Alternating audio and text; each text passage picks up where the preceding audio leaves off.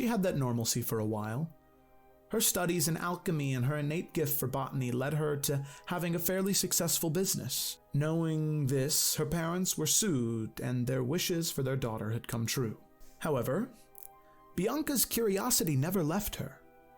There's still so many unanswered questions about her family's past which affected her own DNA. This fascination with her genetics and the power that it may hold led her to seek out the old ways of the Blood Hunters. This new gift is where Bianca feels she'll truly start living. Her call to adventure, discovering her past, and hunting her mark has finally begun.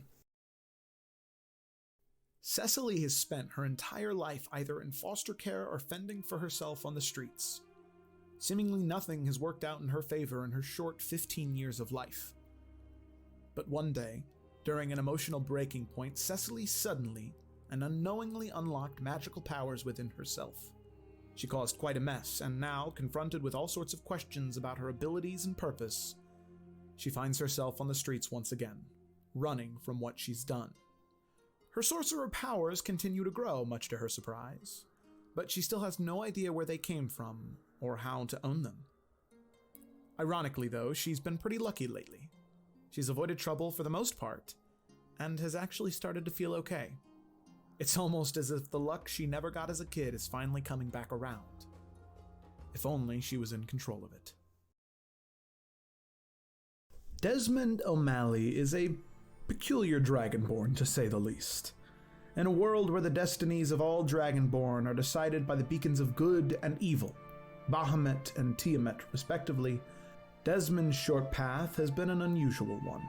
One that is filled with chaos, uncertainty, and maybe a bit too much competition for his own good. After being forced to travel from town to town in order to make his living as a thief on the streets, Desmond found what he believed to be his home in the fighting pits of Water's Wake, the same fighting pits where he became known as the Bronze Shiv. While living as a fighter, Desmond was given the opportunity in which he was told that he should throw a match in the ring. He would be gifted information that may help him find his destiny and what it was truly meant to be. But if he didn't, there would be grave, grave consequences. Rather than follow blindly down a path given to him, Desmond chose to uproot his life once more in order to forge his own destiny, as he had done all his life. Ashima Peregrine, the dedicated and aloof monk of the Tongwu Path religion, came to the party from a faraway nation, the nation of Loshar. He arrived in Summer's Rest with his curiously silent master to practice empathy for the world through exploration and the teachings of harmony to all creatures. Although Ashima's short stature and halfling carefree demeanor portray him as naive in the eyes of some, he is quietly believed to be the 11th reincarnation of the great teacher and founder of the Tongwu Path by the ranks of his monastic order. The student robes that he wears represents what he still has to relearn in this life before becoming a teacher to his people again. While his meditation upon the cyclical nature of ki and shadowboxing have always persisted in his life, his path has taken a fork in the recent days. After getting arrested in a mistaken situation while trying to help his friend Bianca, Ashima has been thrust into a group of misfits and young minds. Although trapped in a group, Ashima is always and will always embrace the ebb and flow of fate, and sees this as an opportunity to console the members of his party with guidance and faith. Powasa Inoa, or Po for short, is a water genasi who grew up in the comforts of Water's Wake. Po's father raised his son with tales of Inoa warriors in the way of the Inoa Forge. Unlike other forges, Po and his father's forge was half submerged underwater. The quick currents of the water and Po's father's magical hammer allowed them to sharpen, shape, and craft beautiful weapons and armor, unlike any other in Bella Clara. Po has not seen or experienced much beyond the forge in Water's Wake, which is very strange for a 17-year-old in Noah. He was raised knowing how to craft the perfect blades, not swing them. He was raised on fulfilling other adventurers' armor and weapons and needs, not equipping himself for his own adventures. Poe was called to adventure after he unraveled a secret contract his sick father kept hidden from him. Poe fled town in order to fulfill it and help his father and their forge, taking with him only his father's magical hammer and the journal. Though Poe finds himself unprepared for this adventure, unworthy of the Anoa name and surrounded by hopeless companions, he's finding that his mission might actually lead him down a glorious adventure. And with every day that passes, he is called more and more to become the Anoa warrior he was destined to be. Bianca Dusong is a purple tiefling who became a blood hunter through nefarious means. She's always had a natural curiosity for the wide, sprawling world she's read so much about. Ever since she was little, she knew her differences from other kids held meaning. Her parents gave her answers, but they were very persistent about protecting her and giving her as normal of a life as possible. She had that normalcy for a while. Her studies in alchemy and her innate gift for botany led her to having a fairly successful business. Knowing this, her parents were soothed and their wishes for their daughter had come true. However, Bianca's curiosity never left her.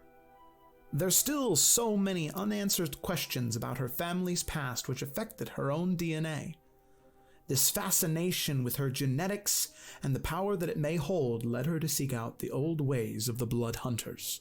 This new gift is where Bianca feels she'll truly start living. Her call to adventure, discovering her past, and hunting her mark has finally begun. Cecily has spent her entire life either in foster care or fending for herself on the streets. Seemingly nothing has worked out in her favor in her short 15 years of life. But one day, during an emotional breaking point, Cecily suddenly and unknowingly unlocked magical powers within herself. She caused quite a mess, and now, confronted with all sorts of questions about her abilities and purpose, she finds herself on the streets once again, running from what she's done.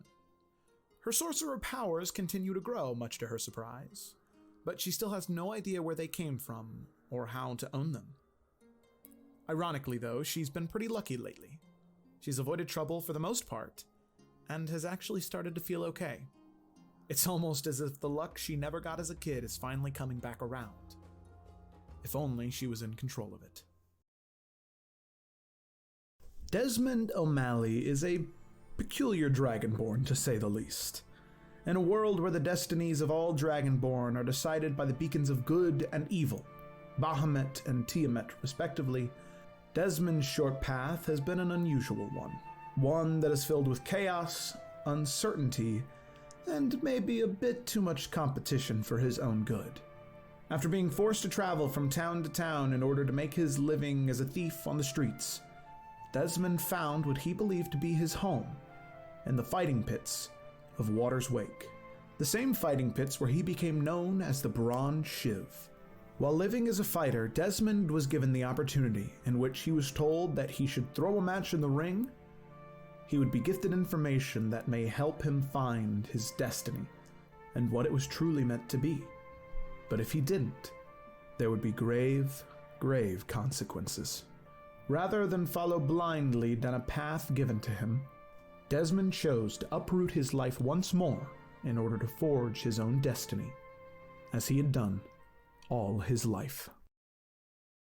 Ashima Peregrine, the dedicated and aloof monk of the Tongwu Path religion, came to the party from a faraway nation, the nation of Loshar. He arrived in Summer's Rest with his curiously silent master to practice empathy for the world through exploration and the teachings of harmony to all creatures. Although Ashima's short stature and halfling carefree demeanor portray him as naive in the eyes of some, he is quietly believed to be the 11th reincarnation of the great teacher and founder of the Tongwu Path by the ranks of his monastic order. The student robes that he wears represents what he still has to relearn in this life before becoming a teacher to his people again. While his meditation upon the cyclical nature of ki and shadowboxing have always persisted in his life, his path has taken a fork in the recent days. After getting arrested in a mistaken situation while trying to help his friend Bianca, Ashima has been thrust into a group of misfits and young minds. Although trapped in a group, Ashima is always and will always embrace the ebb and flow of fate, and sees this as an opportunity to console the members of his party with guidance and faith. Powassa Inoa, or Po for short, is a water genasi who grew up in the comforts of water's wake. Po's father raised his son with tales of Inoa warriors in the way of the Inoa Forge. Unlike other forges, Po and his father's forge was half submerged underwater. The quick currents of the water and Po's father's magical hammer allowed them to sharpen, shape, and craft beautiful weapons and armor, unlike any other in Bella Clara. Po has not seen or experienced much beyond the forge and water's wake, which is very strange for a 17-year-old in Noah. He was raised knowing how to craft the perfect blades, not swing them. He was raised on fulfilling other adventurers' armor and weapons and needs, not equipping himself for his own adventures. Po was called to adventure after he unraveled a secret contract his sick father kept hidden from him. Po fled town in order to fulfill it and help his father and their forge. Like the other, that's the most useful for right now. We are live. Hello, everybody. Welcome to Roll with Advantage. My name is Joe, and I will be your dungeon master this evening. It's great to have everybody here. Super excited for the game tonight. So much to do, so much to see. So what's wrong with taking backstreet? You never know if you don't. Okay. But first things first, as always, there are a few announcements that I would like to make before we start. First off, big thank you to the artists who do work for the show, whether that be Lisa, Gemma, Andy, or PT Dat. Andy actually recently just finished the Isles of Varion's character in his style, which is awesome. Love that. Gemma is actually doing me a favor for a certain NPC in the Isles campaign, which very excited to see that come up when it does. And Lisa, just all around, is just an amazing person. Lisa, if you're in there, I think you are. Yeah, you are. You're awesome too. Please keep drawing just literally everything, because you're awesome. And Andy, you know you're good. PT Dat, you're the best as well. There you go. That's that. Let's see, is there anything else that I am forgetting or need to say? Oh, if you if you happen to want to buy a hoodie or sticker with 3 raccoons on them from the Isles campaign, or Bianca holding up some cards from Kingdoms and Castles, or the Tavern Sign to the Leaping King, or some little chibi Explorers of Afera stickers, you can do so at the Teespring store, which is in the chat right there. You don't have to, but I have already purchased like 4 items, which I know I'm biased because I love my campaigns, but it's awesome. It's great, especially the raccoon one. I'm excited to order that tomorrow because I'm going to get a hoodie with 3 raccoons on it with no text, and I'm really excited for people to ask me about it. Okay, alrighty. So that is that, and I don't think that I have anything else that I need to say. Would anybody else like to say anything, or are we good to roll the intro and get started? Roll that intro. Rolling the intro.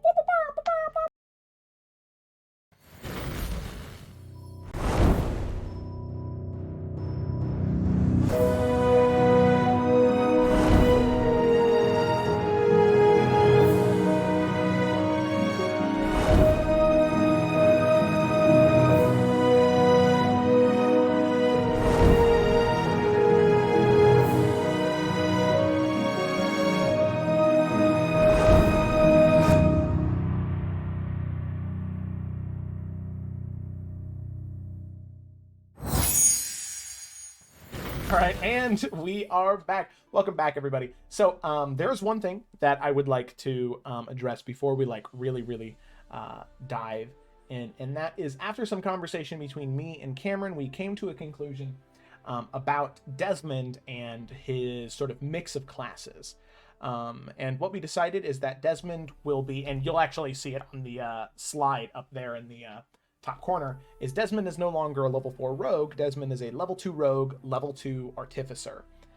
Originally, Cameron and I were trying to do a homebrew subclass of like an artificer or like an alchemist rogue, kind of inspired by the, if you've ever played the Dragon Age Inquisition, there's an option for that in there. But it just seemed to make more sense and be less work for both of us for him to swap over to being eventually an alchemist artificer with 2 levels in rogue. So that is that. So now Desmond's going to have some a little bit of magic-y that he can do, more so than he was able to do before. So that was that. Yeah. Okay. Alrighty. So with that, I think that we should go ahead and get started. So, last we had left off, the group known as the Runaways, after gaining the favor and renown of the people of Summer's Rest through means of uncovering a secret, almost underground gang that was existing in the city, siphoning money from people, and a mob. I'll call it what it is. It was practically a mob called the Neighborhood Collective, run by Selrid Bowman, a furbolg with a friendly face. After showing his true maliciousness and his true intentions, the party gained quite a bit of favor in Summer's Rest, and that combined with their winning of Attorney on the Holiday of Harvest, and they were almost famous to the people of Summer's Rest. They were celebrities, practically. And boy, have the turns tabled, because not the case anymore. As they have slowly come to find out, the world outside of the safe walls and interior buildings of Summer's Rest is so much different than what they anticipated. A cruel world, and one of constant danger and, well, strife. As they were beginning their adventures, bright-eyed and bushy-tailed, ready to pursue and deal with whatever the world threw at them, Universe decided to throw quite a curveball at the party, as they were questioned as if they were thieves or brigands, a member of this brotherhood, the Bloody Brotherhood, as the propaganda machine that is the nation of Bella Clara liked to call them. A group of individuals that try their best to tear apart the fabric that holds together the nation of Bella Clara. The party, after a few not so well-placed lies, ends up getting not discovered, because there wasn't anything to discover, but they get caught up in that web of lies and they have to run, thus becoming outlaws. While they're on the run from the law in the wilderness of the northern regions of Bella Clara, the Evergreen Expanse, they end up running into this brotherhood that they were claimed to be a part of. A kind group of individuals led by a Leonin, a lion man by the name of Alika. The party, over the course of 3 or 4 days, becomes fairly, not close, but at least trusting and friendly with these members of the Brotherhood. The party escorts them to where the Brotherhood was trying to go, and is rewarded such. They are given a place to stay, food and drink, and a way back to wherever they need to go safely. However, before the party can take them up on that offer, they go to get a night's rest of sleep, and, well, it seems as though the universe has other plans for them. As a familiar face, a cultist of the Dark One, Daku, a high elf with a half-painted face of sort of black tar or paint, sort of the sign of those who serve the Dark One. He comes to them and tells them he's happy they came to see him. So close to a place where they were told not to go, but where he wants them to go, because he wants to see them. And the party, having done so much running away up until now, they decided to, instead of running away from the danger, they started to run towards it. And they gathered their supplies, they tried to gather what allies they could. When that failed, they were left with the 5 of them, Keothi, their trusted Goliath companion, and one strange drow man, Luthius, a drow paladin of Elestrei, the patron saint of moon elves, dark elves who left the Underdark and now walk in the sun, the deity that represents what life can be for drow if they so choose to turn their back on Loth. So, the 7 of you combined, you begin your descent into the forgotten caves and torn apart keep that once existed in this part of this region of Bella Clara. And your first fight is not without wounds and not without danger, as the fight is very close, but no one is knocked unconscious. You make a few discoveries. For one, that there is a large vault that exists near the entrance to the keep where you had entered from, with 4 sigils on it, and one for each one of the 4 different clans of Goliath. Well, for the 3 that are known to all of you, and for the one that is unknown to Keothi. So you know, at least as of now, after finding one of the rune stones in the den of practical facehuggers and giant spider creatures, you have some semblance of an idea of what you might need to do. So, with that is where we are going to go ahead and pick up. So I'm going to go ahead and preload this scene real quick because it's a big one. That document there. And pull all to scene. So hopefully you should go ahead and appear where you had focused in before, right? In that smaller room after you had just lit up those 2 torches. Now, as all of you are in here, right? All of you had just taken a short rest or were in the process of doing so. However, there was quite a bit that happened in that fight, and quite a bit that all of you noticed. During the fight, for one, all of you had seen Poe's arm before, saw how it wasn't legitimate. It was wooden and metal. But then all of you saw him grapple that giant spider creature with a grappling hook that was propelled out of his arm and keeping it pulled down and away from all of you. You also saw him grow in strength, keeping that creature restrained. The other thing that you saw happen during that fight in particular was Bianca. Something she had not done thus far, but that was, well, to be fair, it was quite terrifying, as you've always known Bianca as someone who's willing to do anything to protect all of you.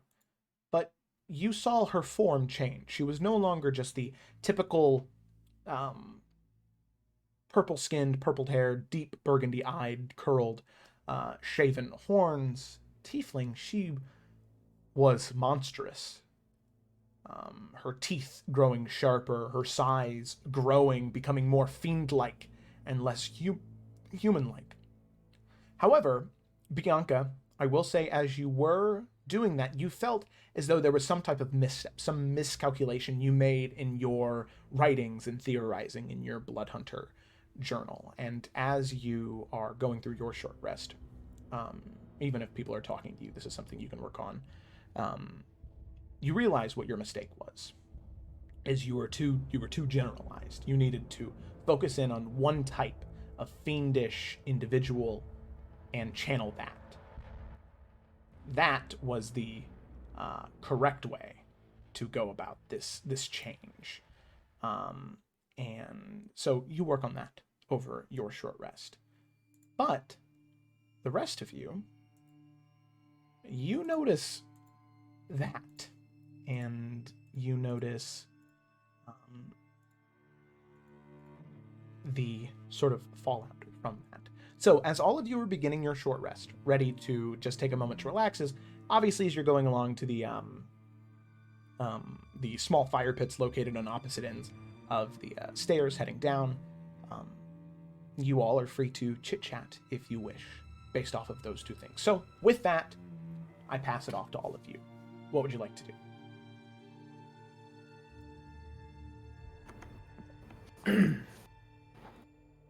Yeah, I guess Poe will kind of walk as he's like cleaning his sword and sit next to Bianca and just say something on the lines of, I wasn't sure what happened out there. I sense that whatever transformation you had there, you may have been a part of the enemy.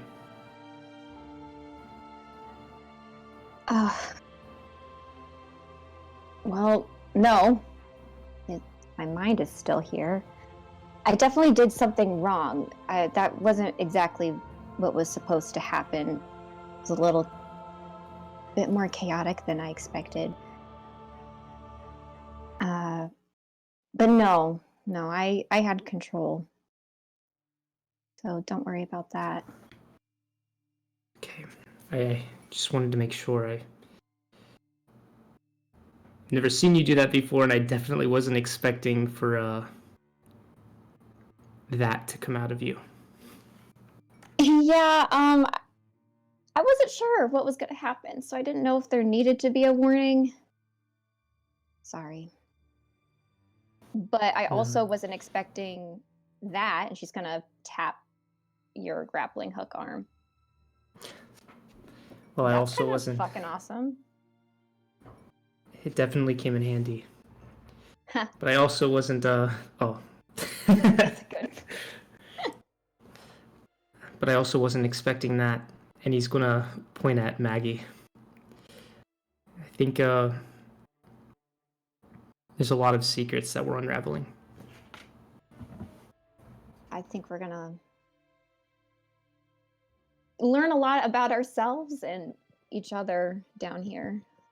Just a lot of high intense stuff that'll come out, I think. Sorry if that scared you. Like I said, I didn't really know what it was gonna be or what it was gonna be like. I was more worried about you. I was just hoping we didn't lose you. These caves are crazy. And I mean, not even Keothi knows much about them, so I wasn't sure if something had happened on your guys' side of the room that caused you to turn or whatever, but I mean, I guess you did, but I don't know. Makes sense. That's a very fair train of thought. This cave, I'm sure, is going to have so much that we're not expecting or ready for. So I don't blame you. Well, as long as you're okay and you have control over that, I think we'll be good. I mean, we all managed to stay on our feet during this fight, so. Yeah, the first time, I think, ever, which is a good sign. Seeing more of those things definitely is not a good sign, though. Also, where the fuck did it go? Ashima will. He's still drying his clothes off of ick and ooze. Hearing this, he'll pipe up and say, "It would seem that whatever spawned them has reclaimed them in death." I have heard of such things like this. There is a great darkness that exists here, and it is no odd thing then that, as all of you said yesterday, that what exists here would take something like that back.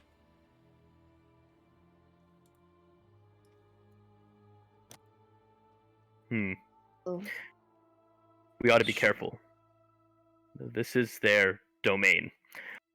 It was foolish of me to rush in as I did, and maybe maladaptive for us to split up. I think we ought to move again as a unit and strike one target at a time from now on, focusing all of our concerted effort at one problem. I agree with Ashima. And walking up behind you, Ashima, Luthius sets a hand on your shoulder and says, I think that I have come to a conclusion about what exists in these caves. I was unsure at first, but now I am.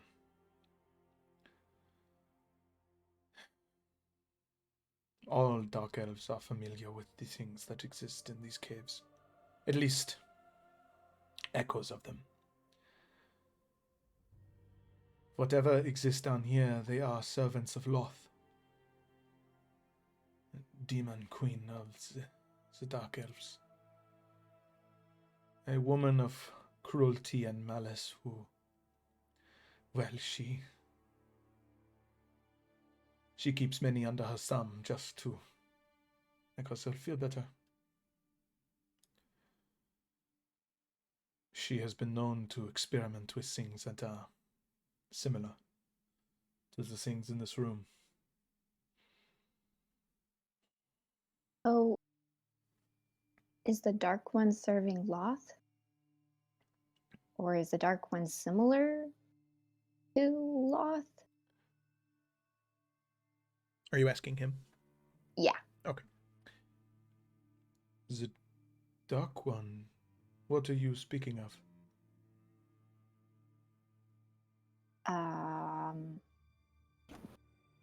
Who we thought was making the spiders. The thing that we thought was, or who Daku is following, the guy that we're down here to get. Perhaps we should explain. We've, as said before, encountered these creatures. Perhaps not all of them, particularly those ones that took very much of a liking to my face, but we have encountered this evil before in Summer's Rest.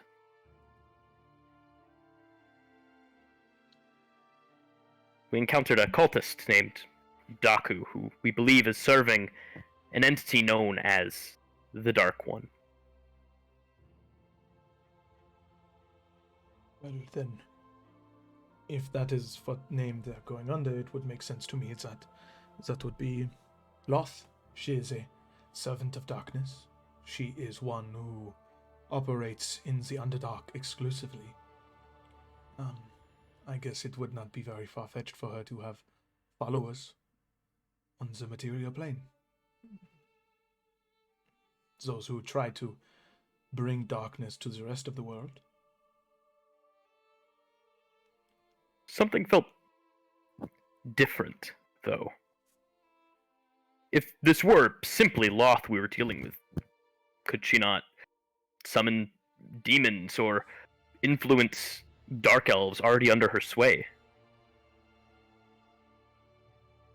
I think you're right. This feels subtle in comparison to that.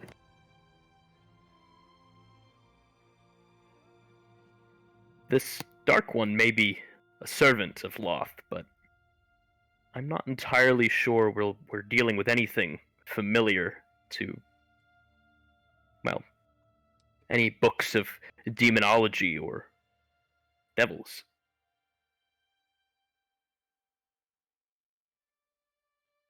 So then you are sure that it is this Dark One?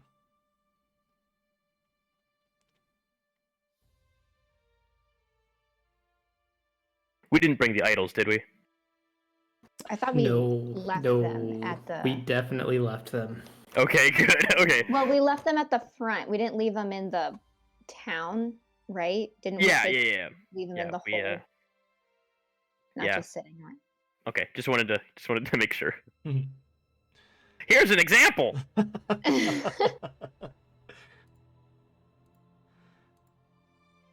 I had never been So- in. Oh, sorry, Cecily. Whatever this thing is, we have to just go do this more times, right? Probably not have much other chance to rest in between.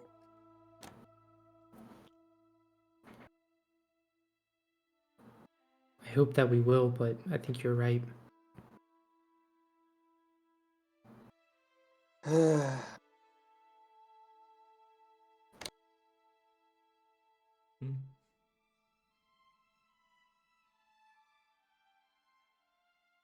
Alright, well. Just give me like 10 minutes and I'll be fucking hunky-dory. And she'll just sort of lean exaggeratedly against the wall that she's by and take like a brief cat nap. Okay. A very dramatic cat nap where she's not actually napping. She just wants everyone to know that she's exhausted. Okay. Yeah. So I will At say, that moment, oh, sorry, go ahead. no, go ahead. So at that moment, Desmond, who has been quietly cross-legged, facing away from everybody in a corner, leaps up. He runs over to everybody and he says, "Guys, look what I just did." He's gonna whip out this pair of goggles, and so it's just this sleek pair of goggles, kind of oddly shaped, as to fit a dragonborn's face, and they're lined with this little copper wire around the side of it, and I'm gonna put them on and be like, huh? Aren't these cool? Oh, did you make them? They're kind of neat. And then I'm gonna be like, oh, wait, okay. And I'm gonna take them off, and I'm gonna look around. I'm gonna walk over to Cecily. Cecily, put these on. No, I'm asleep. Put them on. No, see, I'm sleeping, so I Cecily, put them on. Put them on. No, see, Desmond, I'm sleeping. Oh, fuck! Alright! And she'll go ahead and take them. And you put them on, and I don't know if anybody else in the party doesn't have dark vision or if it's just us. But you put them on, and you can see in the dark. So she'll kind of slip them on and just... Alright, just give me a second. Oh, fuck! Oh. This place is... this place is really ugly. Yeah, I just noticed that too. I stayed up last night trying to make these, and I just finished them now. Also, the best part is this. I'm gonna slip them back onto my head, and I'm gonna put my hand up to the side of them, and touching where the copper wire is. You all individually hear Desmond's voice saying "ha ha ha ha ha ha" in all of your heads, and I'm gonna cast a message to all of you. So his wire that he needs for his component is wrapped into his goggles on top of his head, so that they're always there. Really neat. Pretty cool, huh? This is very awesome. cool. I No couldn't way do to be anything like that. infuriating.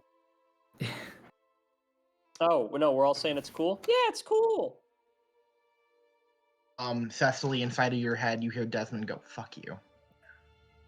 Alright, if she can reply, she will say fuck you as well. I think you can with message. You Just- can reply to this message. Reading Nice. their basic body language, I'll turn to both of them and then turn to Desmond and say, "Please don't abuse this." Look a little dejected, then look back up and say, "No promises." Oh, I forgot the most important thing. And then he pulls out another second, much smaller pair of goggles, and Maggie crawls across his arm, and he's going to put them on top of her head. They don't do anything, but they're really cute. Oh my god. Wait, Well, you've been quite productive since we've come down here. Desmond works better under pressure.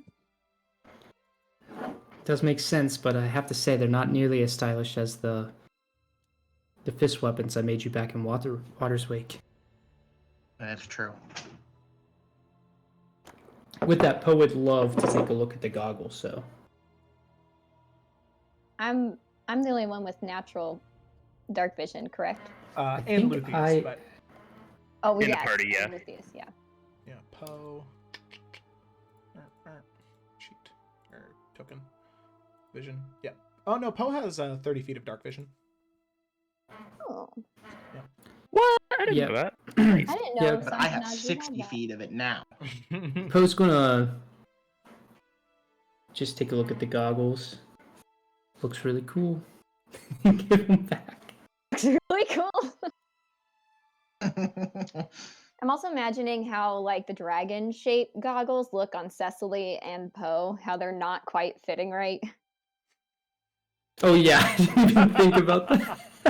You probably have to like scrunch the eyes together. Yeah. Oh man. Okay. And there you go. Your character sheet is now re-imported, Cameron. Cool. Thank you. Yep. Very cool. Very cool. Alrighty. So, as all of that is happening, or after that, Luthius is going to come over to Cecily, and seeing you just taking a cat nap, he's going to take after you, and he's just going to kind of do the same thing, and just going to kind of lean his head up against the wall, seeing as this is the designated cat nap spot, apparently. And after that, Keothi is going to come up to Bianca. Bianca does Keothi. Yep, there you go, perfect. Okay, Keothi's gonna come up to Keothi.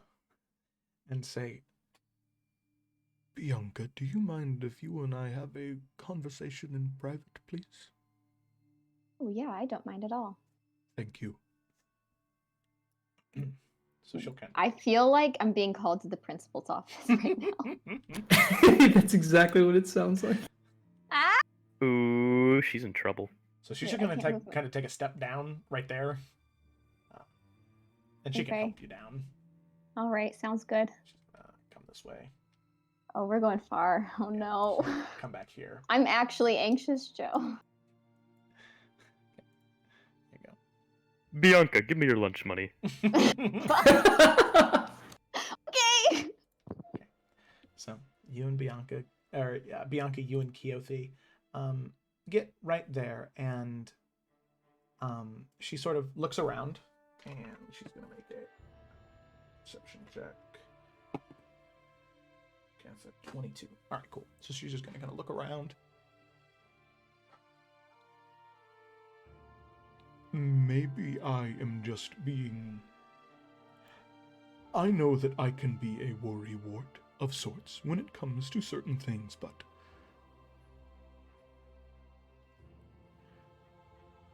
I don't think I like that, Luthius. I couldn't exactly tell, but there was something strange about him when he was speaking. About law?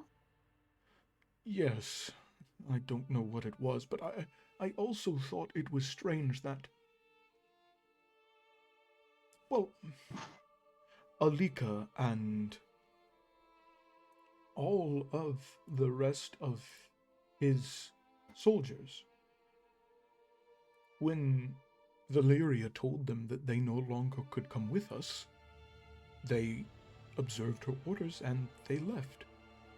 And as far as I could tell, they bore a great love for all of you in the short time they knew you. This man, he's only known all of us for 12 hours, and he was willing to give up everything that he had worked for?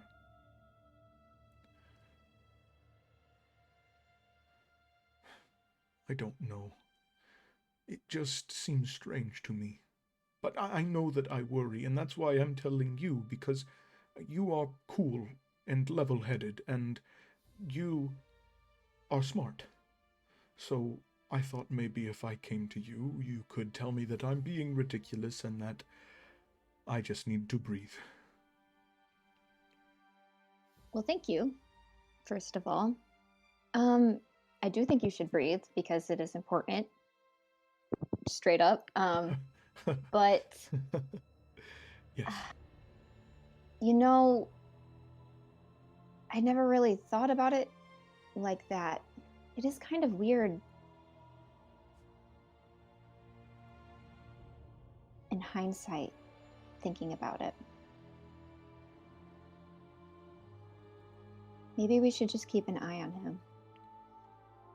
Like a Alright. close eye. That I can do. I don't want to jump to conclusions. Of course. But you're kind of right. But I'm trying to think of a reason, a strong enough reason for him to be down here now besides just. But then he didn't even know about the Dark One and Daku. I suppose you're right. Maybe I'm just being distrusting because I want all of you to stay safe, and I'm just nervous anytime there is a new variable added. This is already dangerous enough. Oh, you're right. But I also don't want to push aside someone who's genuinely trying to be an ally, but I think it's good to err on the side of caution Very well, because and we will we do don't know him. Okay, let's just say for now, we'll both keep a pretty close eye on him and then kind of make a decision after that. All right. Thank you. And if anyone asked, I was just making sure that your form was completely removed and there was no side effects. Yeah, sounds good. Which is fair because still learning, so. Yes. Yeah, but thank you for bringing that to my attention. I think I just got so caught up in focusing on protecting all of you that I didn't even think about an ally potentially having some, I don't know, malicious ideas. Maybe Yes. I was too trusting. So. No. Don't say that about yourself. If anything, faith in other people is not a bad thing. I just had a feeling, that's all. Well, I believe in gut feelings.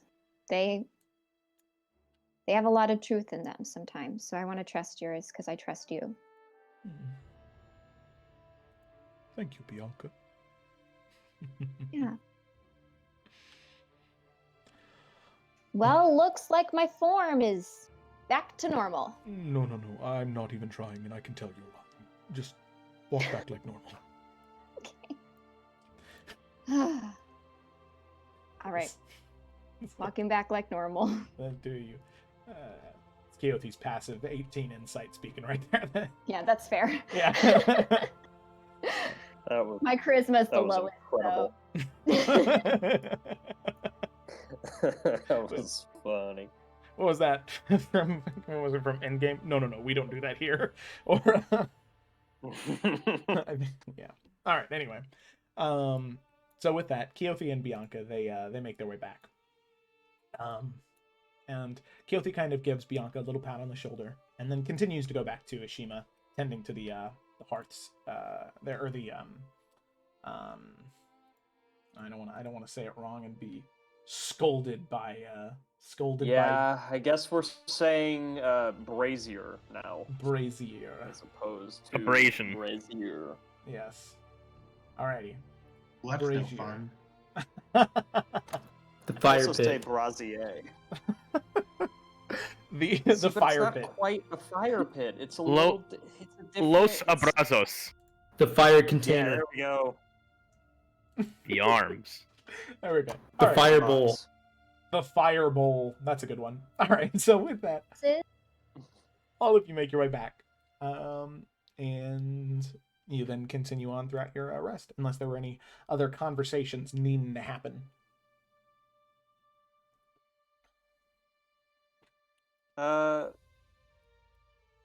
Cecily will not make a deal out of it to anybody, but I think she's going to take out her locket and hold it close again just for a minute. Because, and I might just do that between every room. 'Cause who knows?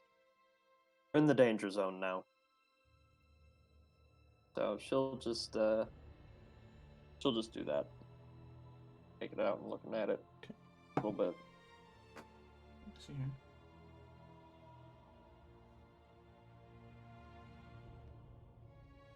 So, as you do that, sort of look at your locket, sort of keeping it close to your chest.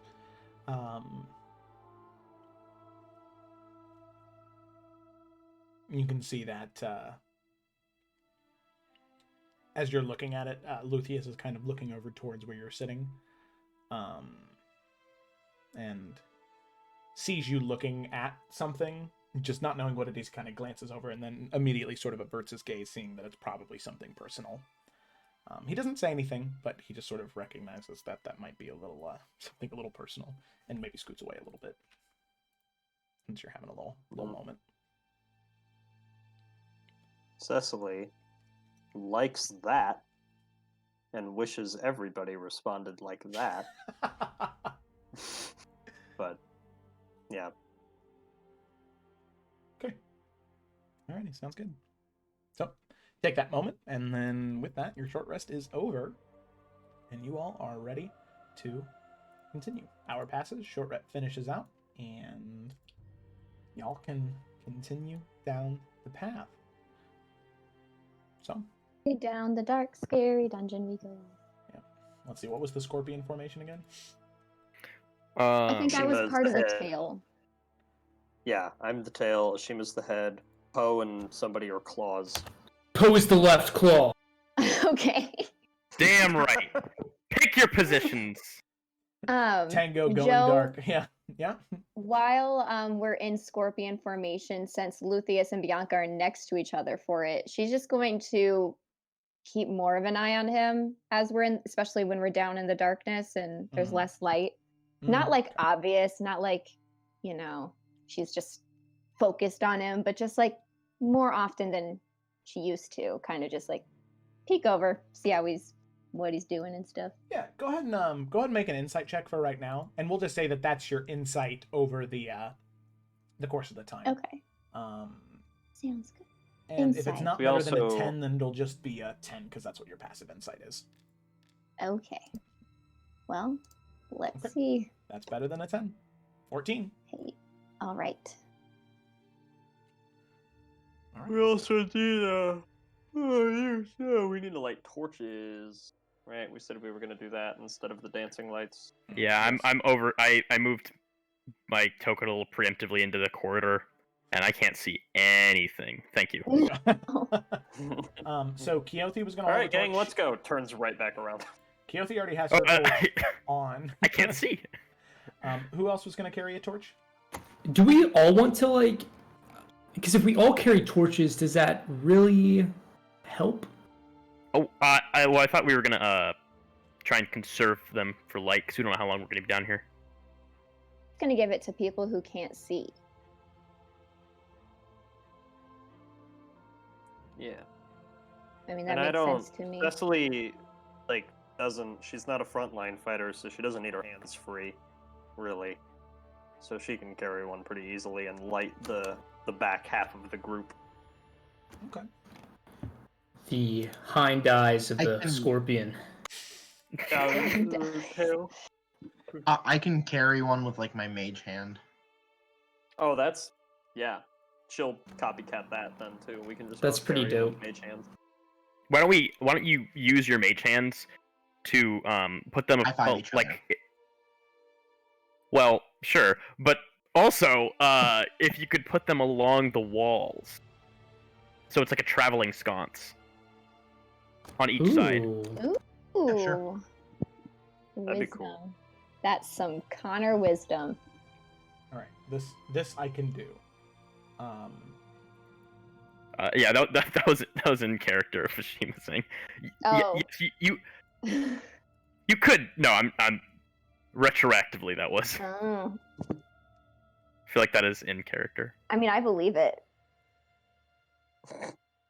Here's what I'm gonna do. I'm gonna delete 2 of these dancing lights, and these 2 dancing lights are gonna be your 2 little sconces that you're gonna carry with you. So, Mark, you're still in charge of moving them. Okay. Except the thing is, they are different light visibility. They are 40/20. And they're torches. Yeah. So they're like orange. You know, I didn't think about the fact that we can just use. You could just use dancing lights later. So yeah, Evan, you're right. I think we might as well just use the torches. But I think this works. Okay, there you go. 2 bright ass torches. There you go. Crackling and burning. Let's get in Nice. formation at the entrance here of this path, and then I guess we start moving as a unit. Joe, I do don't you want to? remember what my place in the formation was. I think you were at I the think- back. You were part of the tail with me and Luthius. Okay. Yeah. I like how this has become a meme. It makes me very happy. Scorpion! It's our new group name, unofficially. There you go. Unofficially. Yeah. Desmond Runaway Bianca. scorpions. Listen, if we have to change it, we know what we're calling ourselves. Sure. If you don't, Ashima, if you don't mind, Maggie is gonna scurry up, and if you're at the front, right? Yeah. Official. And is going to crawl up you and like rest on your shoulder. Yeah. So as she does, he's gonna kind of crane his neck a little bit. Being a halfling, like her proportion is like the size of my head. But he'll let Is it that happen. okay? Yeah, it's cool. And remember, she's adorably wearing tiny little goggles. Not on her eyes, just like on top of her head, like Naruto style. Like Naruto style. You could have just said Naruto. like a headband. Why'd you do I got a that? 1-month subscription. Oh. Yes.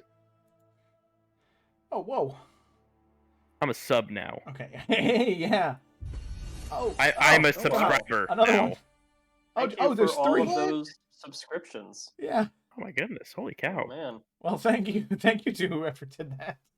Yeah, that's awesome.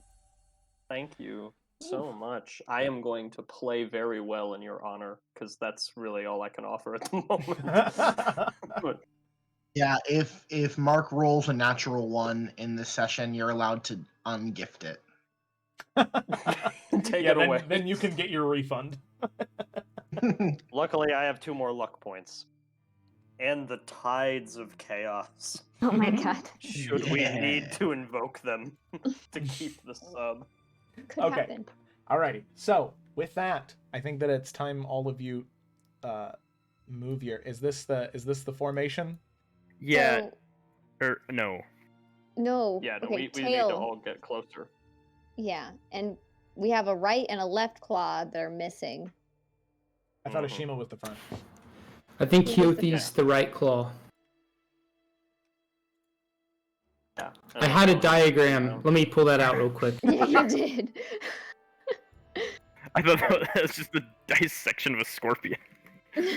Or a diagram, not a. Oh goodness! I need coffee. Look, O, 2 squares to the left of Keothi. Luthius next to Bianca. Other than that, we're good. I think that little space in the middle is actually I think that's, well, maybe we could all move up like 1. Yeah, that's good. Yeah. That's it. Wait, okay. Is There. there a way to just generally keep us in like? Yeah, scorpion formation. Once we're all in position, Joe, I think. Yeah, I can be in charge of moving you. Yeah, Okay. this is it right here. This This is is there we go. scorpion formation. That is Oh, that's close. beautiful. Yeah, That yeah. is This is beautiful. exactly what I want. Yeah, we have a pretty strong stinger. Did So- you want Oh, yes. to, Felicity? Did you want to switch places with me so that you could be adjacent to Luthius while you're watching him? Yeah, that would make the Okay. most sense. Okay. I think. Can we move or can? Yeah, Okay. you can move. You can move. You can move. Okay. Yeah, it's like one of Perfect. those. That's also good because Desmond and I are the most squishy, and having us in the middle is better, so that if we get attacked from Okay. either end, there's a I'm gonna buffer. screenshot the official Scorpion formation right now. Okay, excellent. Cool. Thank you. Screenshot. Yeah, it looked pretty good. It reminds me of like those old like computer RPGs from like the 90s where your entire part it was first person, but you play 5 people. Yep. You just mash spacebar and enemies. Okay, so with that, Might and magic. That's yeah. all of you come to damn it.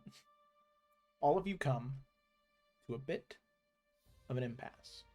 There's a fork in the path, Oh no. left or right, east or west. Please say east or west because it's upside down, so it's confusing. So Is she- Mm. In a world gone wrong, always go right.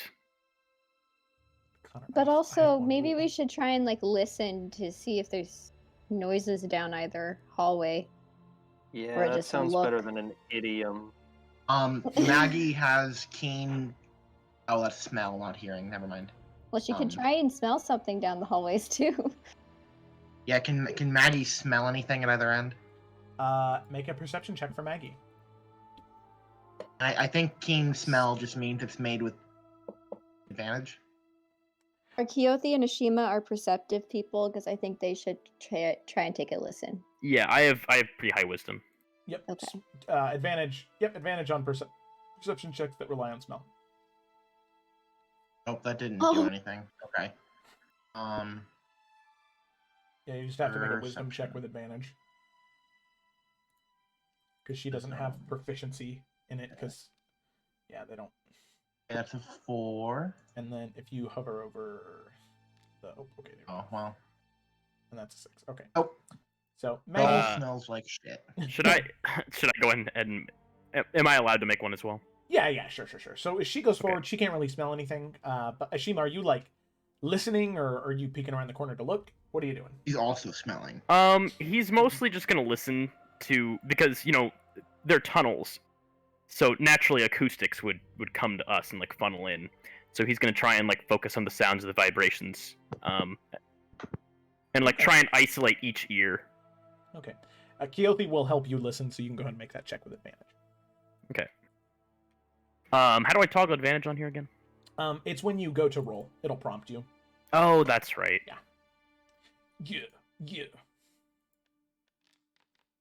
Oh. Did it not do it? Oh, that's weird. If you okay. Again. Wow. Oh my god, we're All right. getting the bad rolls out. I'm gonna. out of the way now. I'm It's gonna good. go.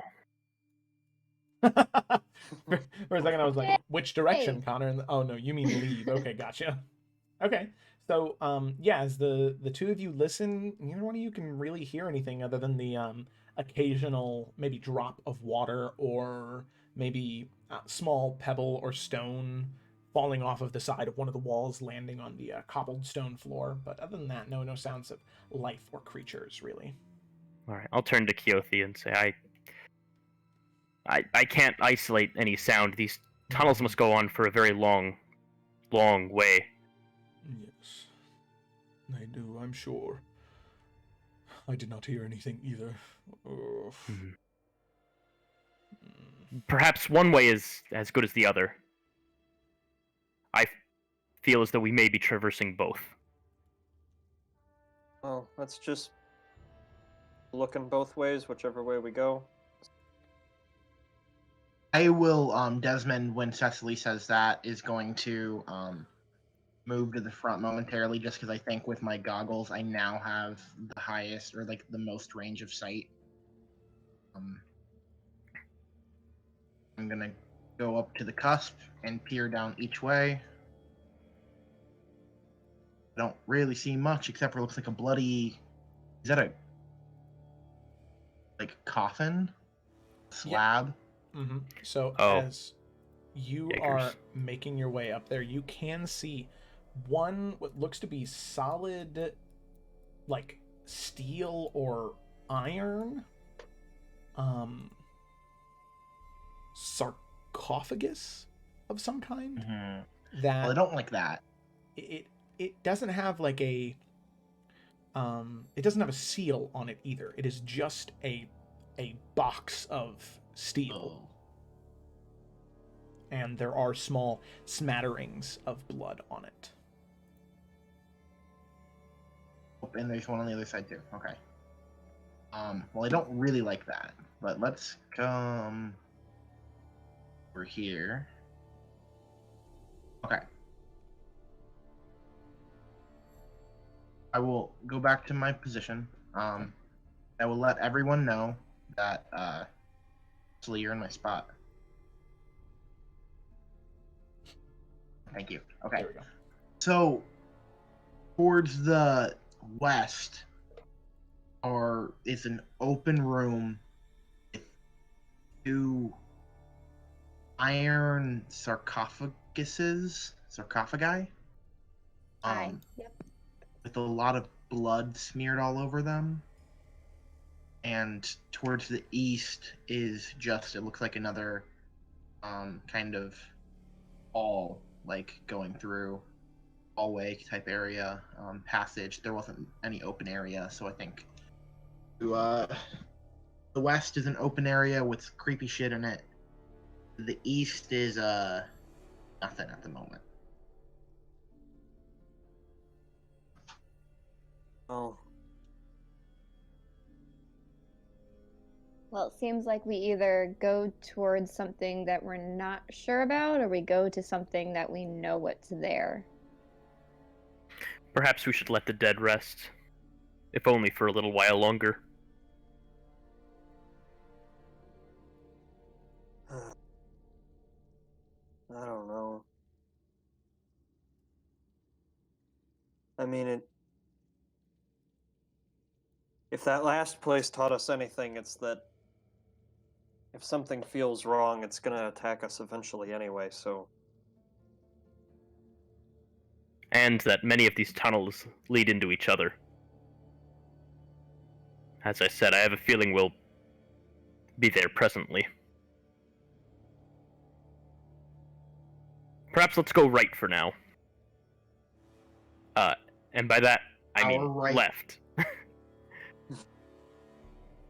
Wait. Is left to the sarcophagi? East. Okay, yeah. Okay. Ishima's right, but our left. Yeah. Wait. Alright, we're gonna... Y'all... My wait. head. Okay. Wait, just North, say south, east. east, Alright, we're gonna go stage right. West! Ah! We're going west. Alright. Ah, damn it! Okay. Right? Is that... Wait. Oh shit, do I have it wrong?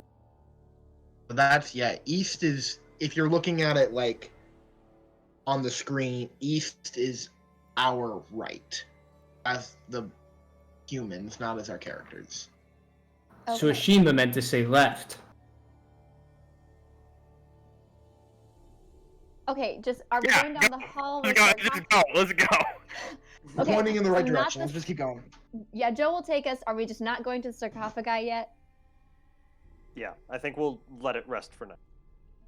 Okay, so just the direction without sarcophagi is the answer. Yes. That was so much. We really gotta stick to cardinal direction. I'm making a clip of it right now. Oh, this is a long hallway. Oh, it keeps going. Oh, there's a So- thing.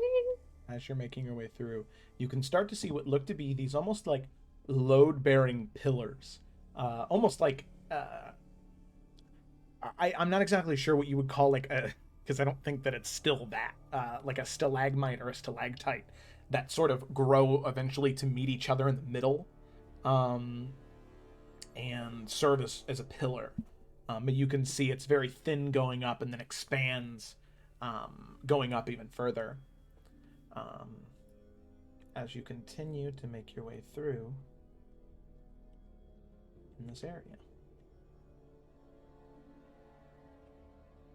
You can see the area open up. You just tell me whenever you're ready to stop.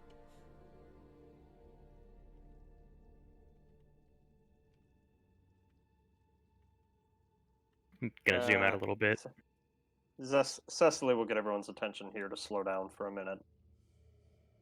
Do these pillar things look like anything important, or just kind of like structural holding things up? Structural holding things up. So important to the structural integrity of the room, but in terms of any type of arcane sigils or carvings or anything like that, nothing as far as you can tell. Okay. There's more. There's a lot of space. Okay.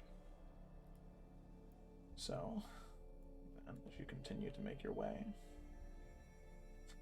moving sideways. This gives me Ice Age vibes when they're in the cavern looking at things. Believe it or not, I've never seen an Ice Age movie. So as you get Oh, we should about change that. there, you can see two paths. For one directly in front of you, the cobbled stone, and then down in this direction, you can see another path start to spin off. Geez, so many twists and turns. Yeah, that's kinda tough. Can I roll for intuition? So, looking down the cobblestone, it looks kind of like there's like the entrance kind of looks more like a building, like a structure, less like a cave, right? Correct. Yes. Okay. And then the other side is like the cave continuing. Correct. Is this just an Would you empty guys corner like here? me to look in both directions again? This one right here. Yeah, sorry, I Yeah. couldn't ping. No, you're good. You're good.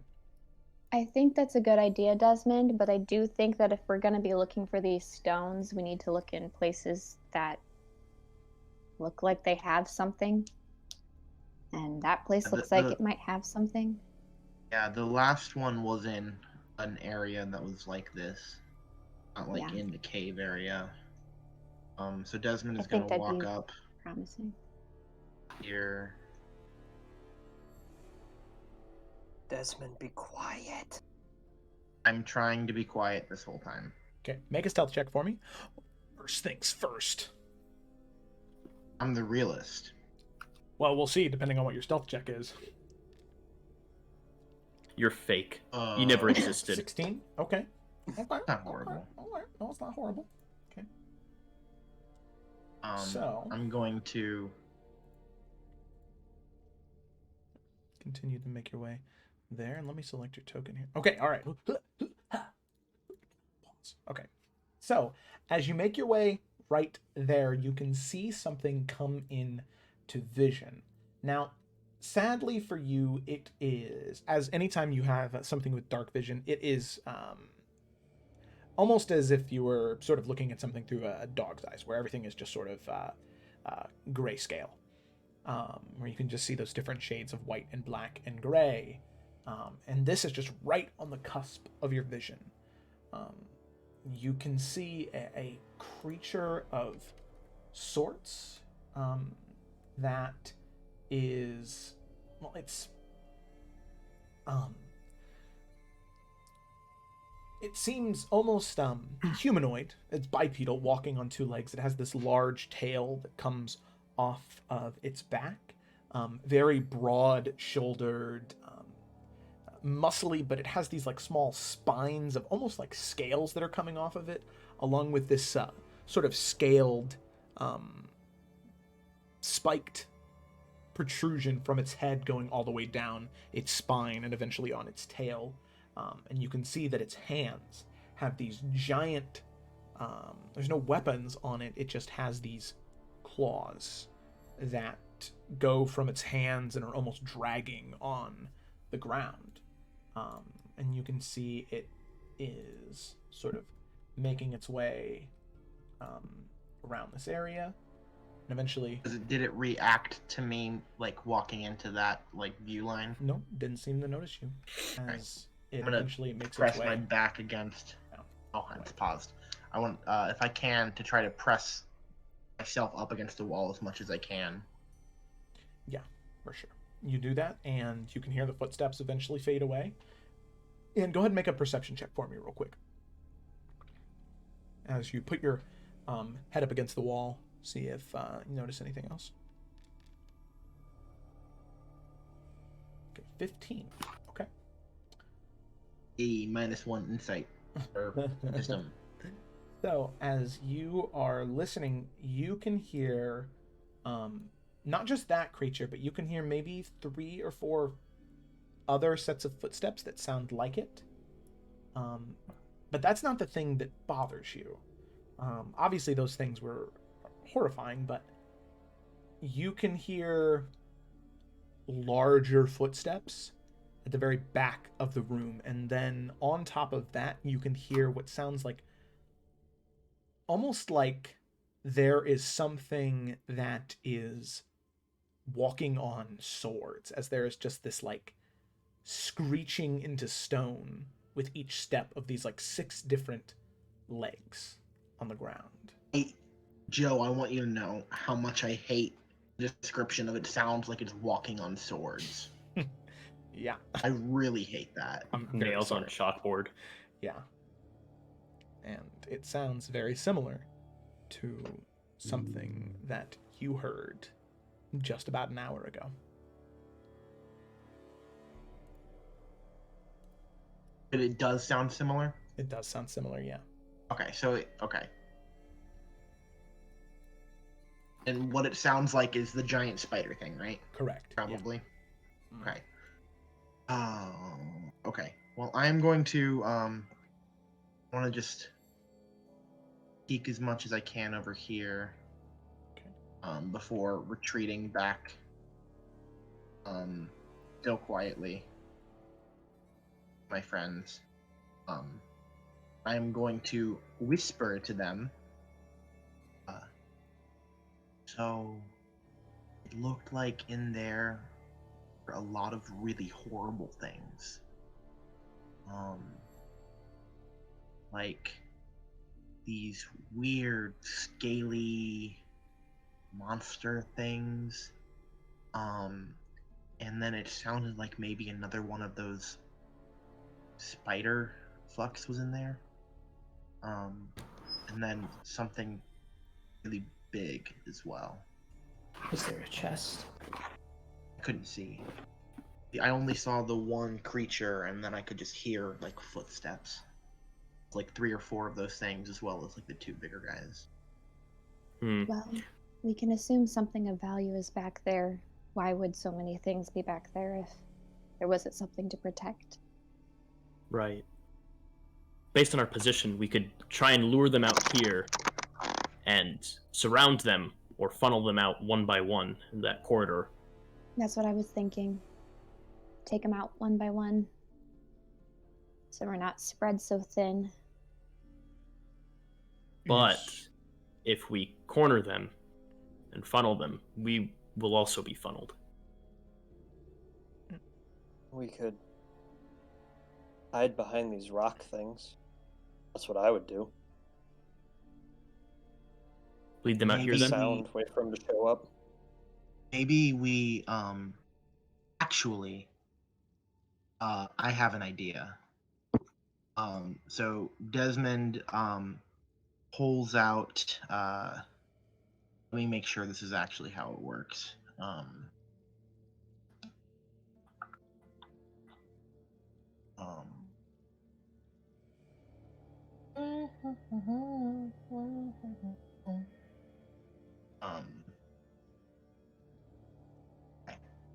So he's gonna pull out his tools, his thieves' tools, and he's gonna pull out one of the stones in his sack, and he's just gonna start like tapping on it, like turning it around and tapping at it, and then quietly you can like hear the sound of like wind being emitted from it, just like little wisps of sound coming from it, and then I'm gonna like tap it again, and it's going to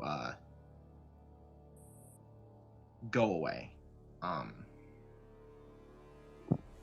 So I can either try to make a sound or a smell or a light come off of something like this and roll it that way and see if one of them will respond to it.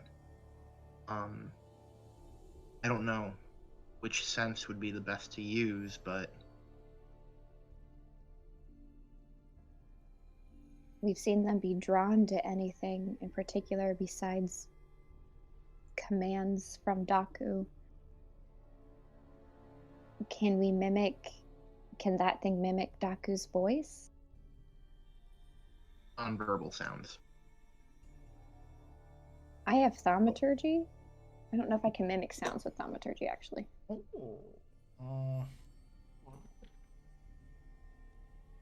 Check. Great. Voice booms, flames to flicker, harmless tremors. It might be minor illusion to make a... Yeah, that's what I'm thinking. Yeah, so never mind. I think thaumaturgy is basically what your little thing can do. Yeah. I mean, but we can do two things at the same time. Yeah, the other thing we could do is send one of the mage hands with a torch to make it look like there is people moving with a torch. Like flickering light. See if they would just react to that. Maybe.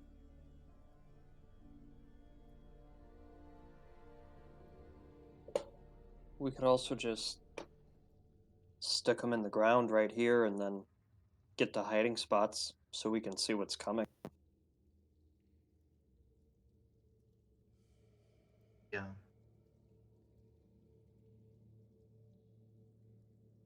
Just Do so you I think know, they'll are you notice it all the leaving way?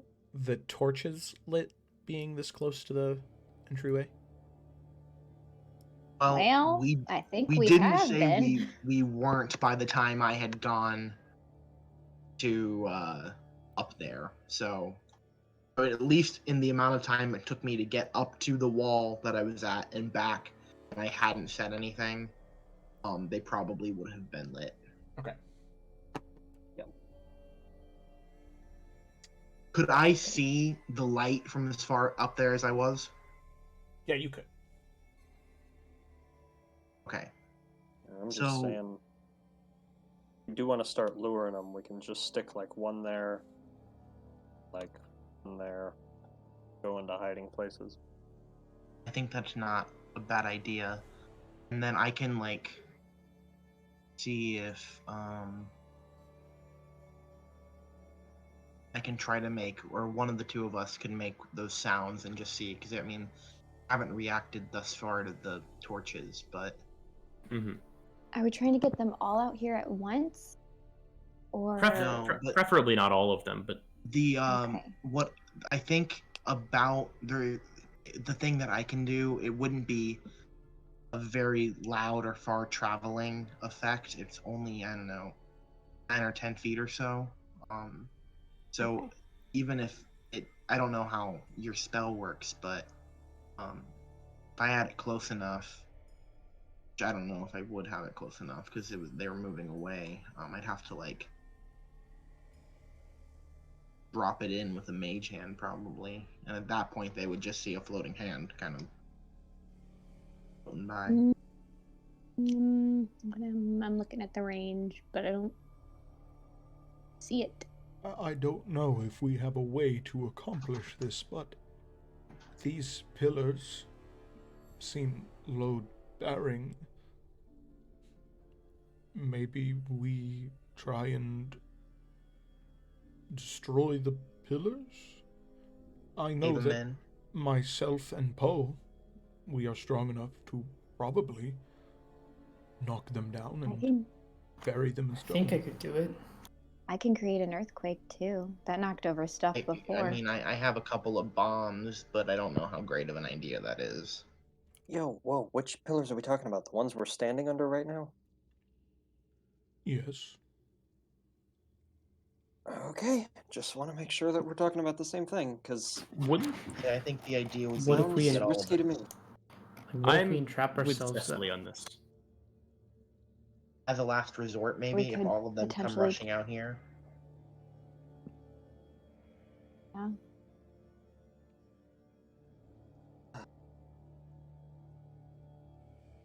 I mean, the entrance already got collapsed when we were back at the first room, right? I already don't know how we're getting back. It may not be a good idea to entrap ourselves any more than we already have.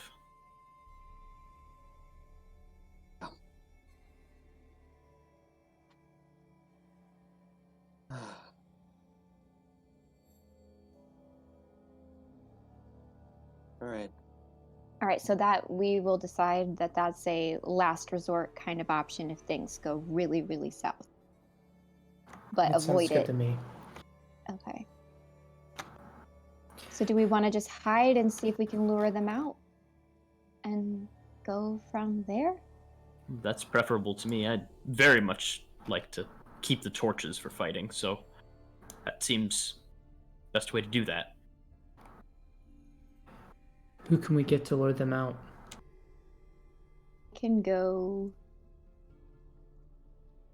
back here and then use some of my thaumaturgy stuff and then like duck back in and hide. And then Desmond, whatever his little mechanism can do. Go ahead and move my torch and Yeah, move the torches a little higher get there. or closer. Oh wait, I can just hide behind Cecily. Yeah, halfling. Because halfling, yay. Even though I am the smallest person to hide behind. But it still works. Hiding under the skirt or something. Yep. We'll pretend it's not that.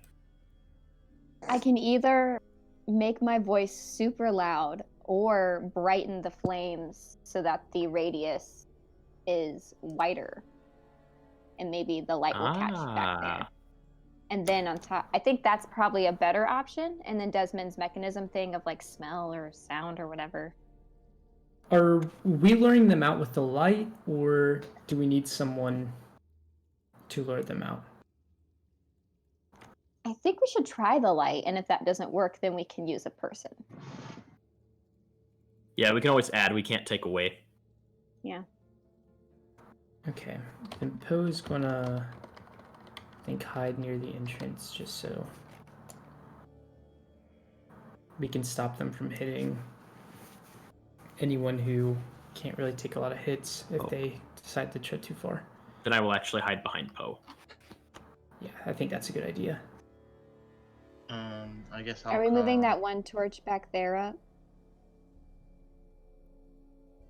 We can a little. I figured have one sort of here so we can still see the room.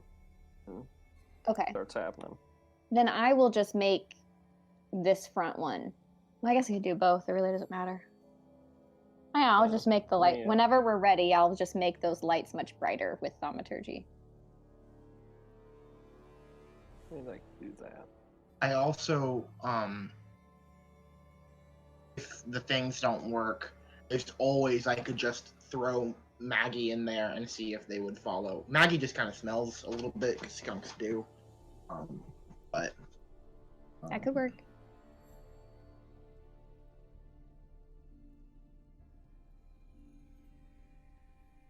Well, are we ready? Ready! This is as ready as we get. All right. Alrighty. Well, I will make those flames bigger. do we and need to brighter. say that we are preparing an action for if something comes out, Joe, or can we say that after it maybe works or doesn't work? Yeah, we can say that you guys are all preparing to attack if something comes. Yeah, that's fine. All right. So then, you make the flames bigger. Okay. Let's see if any of these things notice.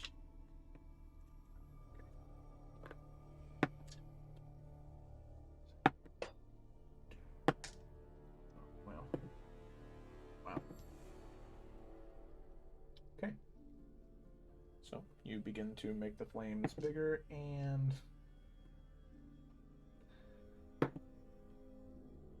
absolutely hilarious.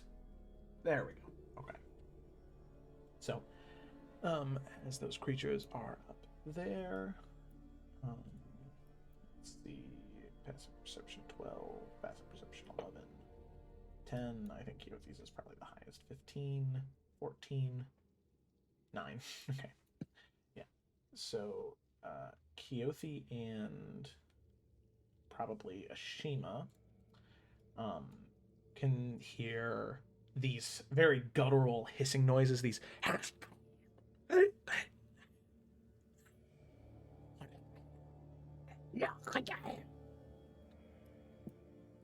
whispering and then cutting off.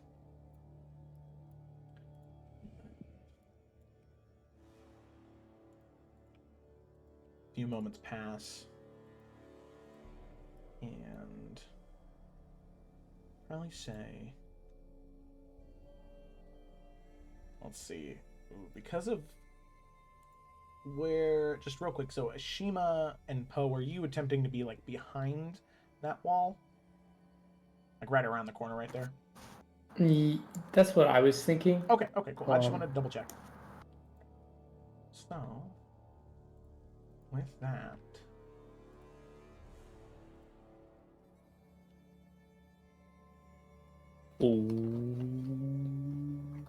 you can see those same creatures I described earlier begin to make their way out, investigating the noise. They see the torches at about right here, still not noticing Bianca or Ashima being so focused on the fire. You can see them sort of cover their eyes as they begin to approach, and they get about here, and you can see this one begin to turn around, facing the opposite direction, and begin to walk away, and it looks like he's about to begin to speak up. So at that moment, you see them right there. You want to pull the trigger? Yeah, Poe, you're closest. I think decision's on you. All right, let's go in. Okay. Alrighty. So with that, Poe, you see them, that one beginning to move away. You can see them distracted by the fire, even partially blinded right now from the flame, and you decide to spring into action. So for any of the melee people, I'll let you have your movement and an action. Yes. Alrighty. And then, yeah, everybody can get one free attack going into this. Sweet. All right. I'm just going to, you said a movement and an attack. So Yep. I am going to, I don't know what the best way is. I guess I have to go to this one, or else they can.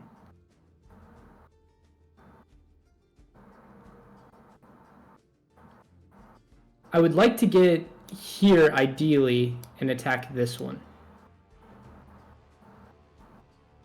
Okay, yeah, that's fine.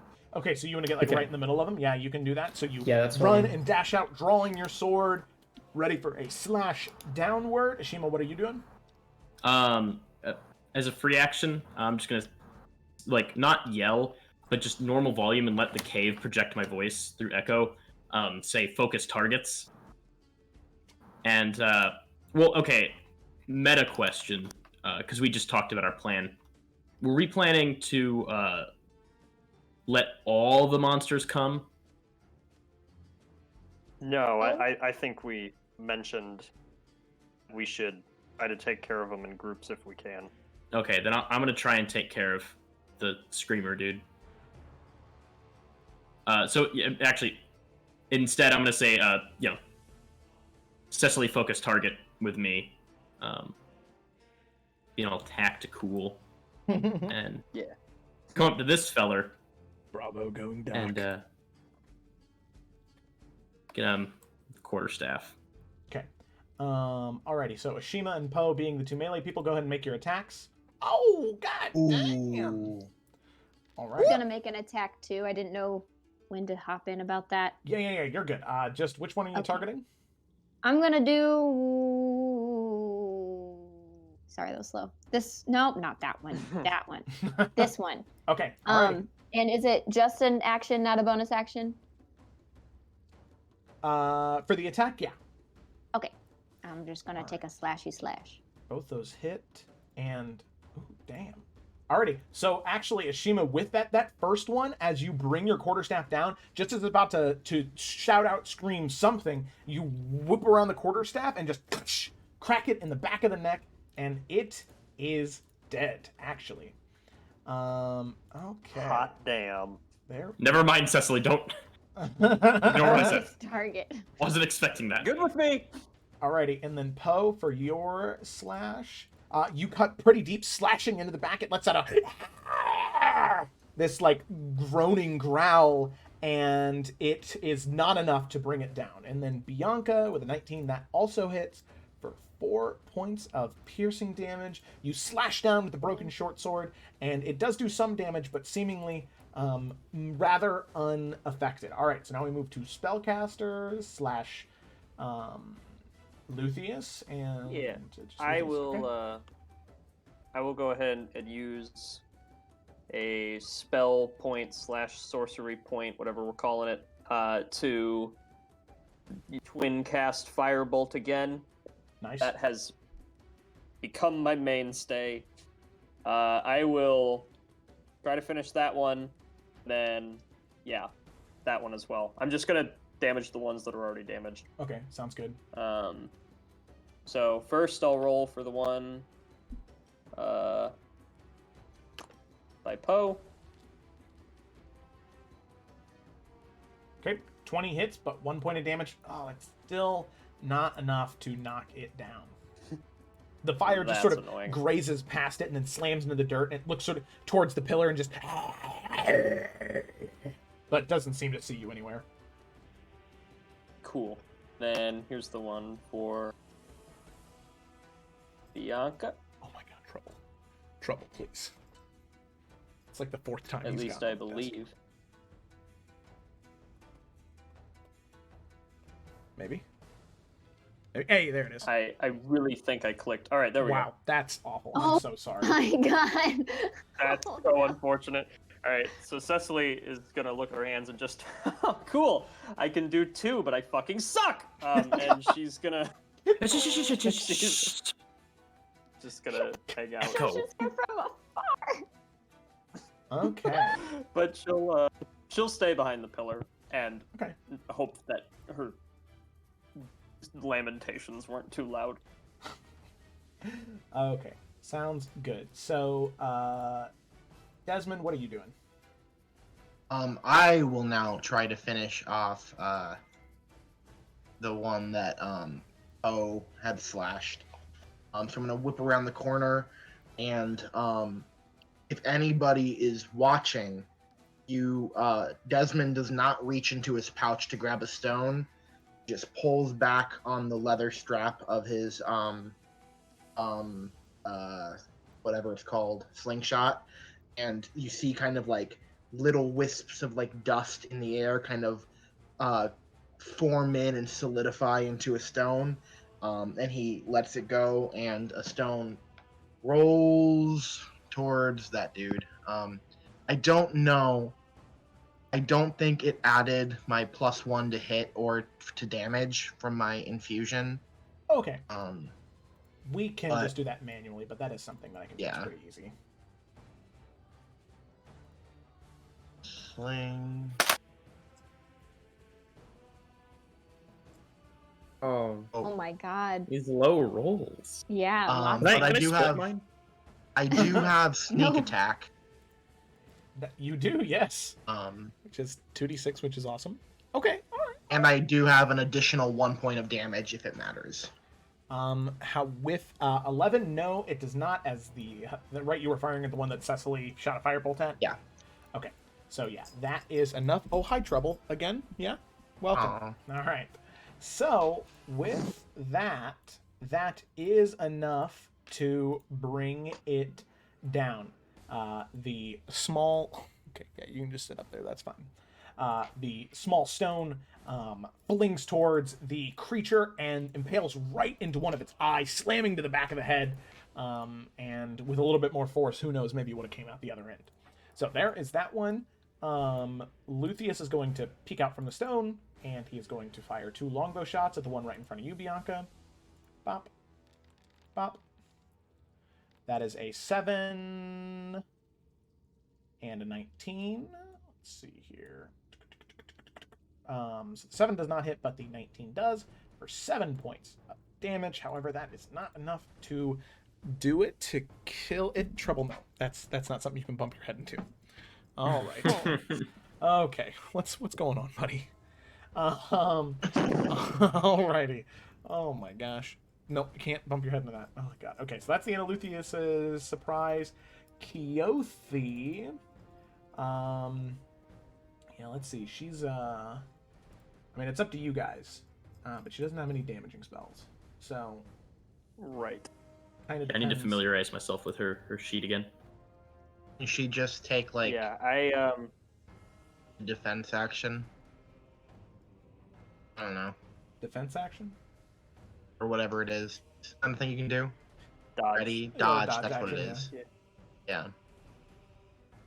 I don't know if she can't do, if Yeah, she can maybe do anything she, else. Just in case. Most of it's healing, and then like she has create or destroy water. Not Yeah, calm particularly useful emotions. at the moment. But I don't Can think she create a cube of water around one of their faces so that they drown? Well, if I feel like why am I entertaining this? and maybe she'll just dodge. Alternatively, she can use her action to give guidance to somebody, but I don't know how useful that would really be right now. Yeah. So, yeah, maybe just dodge for now. Works. Okay. Alrighty. Sounds good. So she takes the dodge action, ready to repel anything that might come her Can way. Also, just for the sake of having her near enough to do it next time, Maggie is going to move just inward, like 5, 10, 15, 20, and just kind of chill next to Poe's feet. Okay. Hopping in between his feet. She Okay. only has, yeah. Okay. Sounds good to me. So then, with that, I would like everybody to go ahead and roll for initiative as now we actually get into real combat. Luckily, 2 of them are already dead, which is nice. So,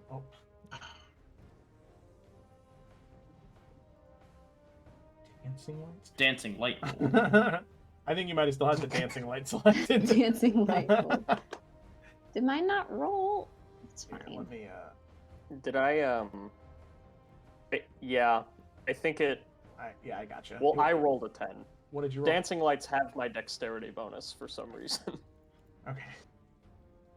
So, and count it, I guess. 0.14. There we go.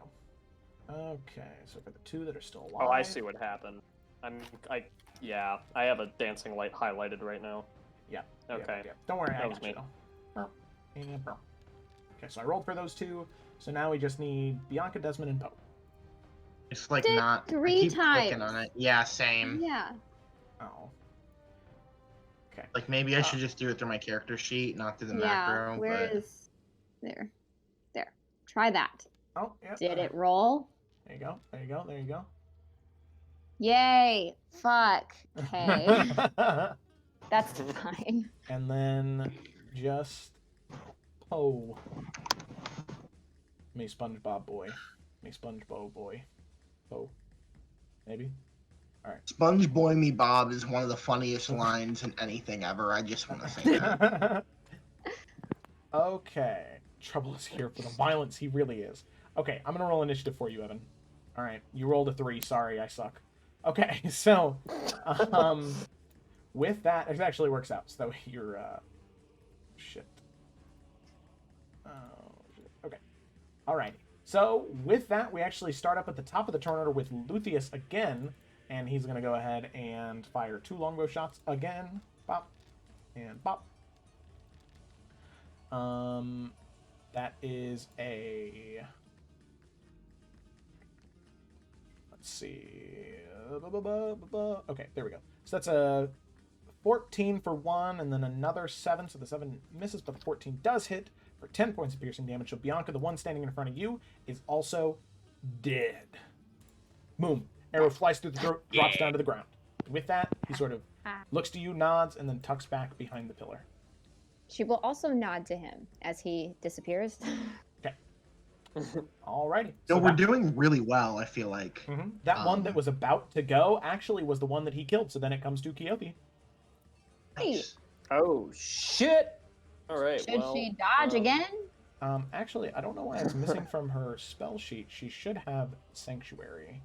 I don't know why that's missing. I don't know. I don't even know if that's something we would use, but it's at least there. At this moment, that is good to have. Yeah, I don't know why that didn't import. It's on her D&D Beyond character sheet, but whatevs. But at the moment, I don't know if that would. Yeah, she should wait to use that, I think, because that will be really useful when there's like a tough enemy in the room.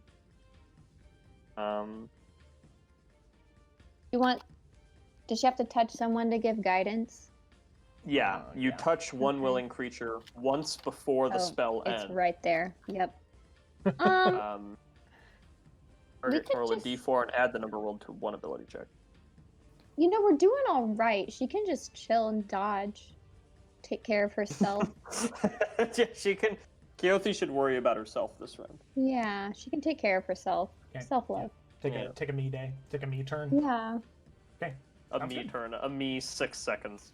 Okay, so she dodges again. Dedicate 6 seconds to yourself today. And then we come to Desmond. Desmond, what are you doing?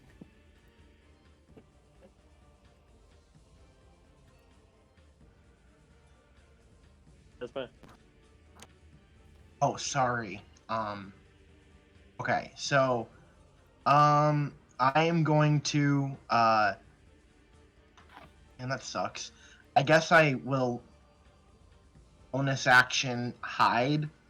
So I'm gonna move back behind the pillar a little bit more. I was hoping that the one next to Bianca wouldn't be dead, because then I could get sneak on it without having to do this, but I will bonus action hide. So throw a big ol' stealth in there. Okay. That is a big ol' stealth, in fact. That is sufficiently hidden enough, I'd say. Okay. And then I will just, again, after giving myself a few seconds, I will whip back around, this time on the other side. Same thing, pulls back the leather strap. Little particles of dust kind of coalesce into this, like, stone inside of it, and I'll let it fly at the last one who is in the room with a slingshot shot. Ooh. Oh, and that was the first max damage, too. Dang. Okay, so with an 8, yeah, that is a miss. Not by much, though. Still a miss. Pull it back, fling it, and it just flies past. And, oh, wait a second. Don't you get advantage when you're attacking from stealth? Isn't that the thing? If I do, I've not been doing that ever. I think that's true. Let me see. Okay. Rogue, sneak attack. Beginning at first level, you know how to strike subtly and exploit a foe's distraction. Once per turn, you can deal an extra 1d6 damage to one creature you hit with an attack. If you want that.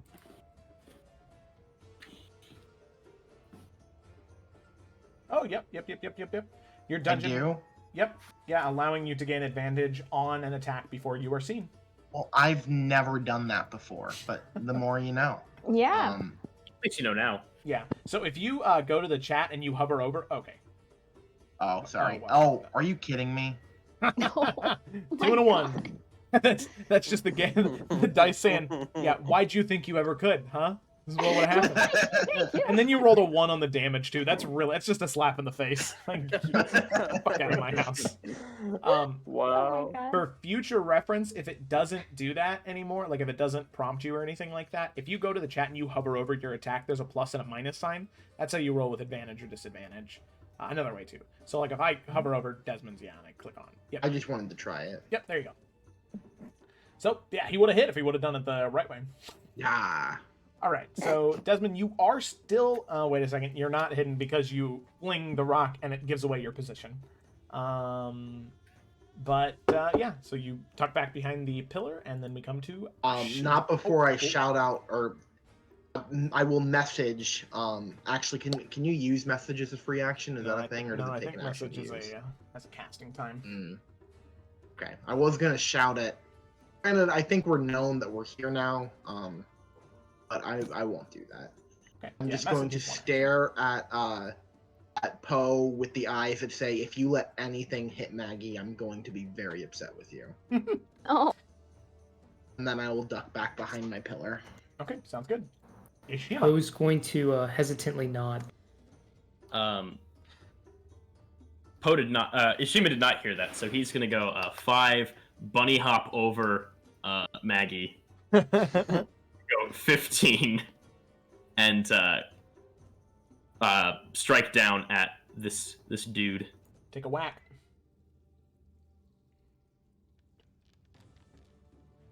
Smack. Nice. That's it. 9 points of damage. Yeah. Crack. Quarterstaff into it. Still hanging in there. Still alive, but definitely heavily damaged. All right. And then I'm gonna do my bonus action unarmed strike. Do like a like open palm jab right to its eye. Okay. 11, that is just a hit. Just barely a hit. And with that, 6 points of damage right into its eye, you just smash your hand into its eye right near its skull, and you can hear the bone crack and snap and just jam itself into the brain as the creature sort of convulses a few times and then falls limp on to the ground, as Ishima's kill count for this dungeon has gone up by 2 in just this one fight. And it seems as though when you snap the just entire skull bone into the brain, seems though for a moment there is no immediate threat as we eventually come to you, Cecily. Can we keep a kill count? Is that something we can start doing? I think mine at the campaign is at 4. Maybe 5. I mean, I don't think we should do the campaign because that would be a lot of rewatching. Just start now. Hey, so it's my turn. It's my turn. I want to do my turn. So, Mark, come on. So, I guess what I will do is stay in the position I'm at, and I am just going to ready. I can't ready a twin cast. I don't know if that's a thing. Maybe I can. Probably, yeah, because it still takes an action. I'd say so, yeah. Nothing saying I can't. Yeah, and I'm saying you can, so. Hells to the yells, Jables. Okay, so we are gonna ready a twin cast firebolt, and I will use my readied action to launch both of them if enemies appear down here. Okay, sounds good. Alrighty, so with that, Bianca, your turn. No immediate threat? Well, yeah, so she's gonna go up here and kind of just listen. Ooh, am I in the wall? I don't know. Okay, we're gonna go there. So I'm gonna kind of listen and see if I can hear anything coming, and then maybe if I hear nothing, I might take a little quick peek, but I'm gonna try and not be seen if anything is coming. Yeah, go ahead and make a perception check. Okay. Let's go, perception.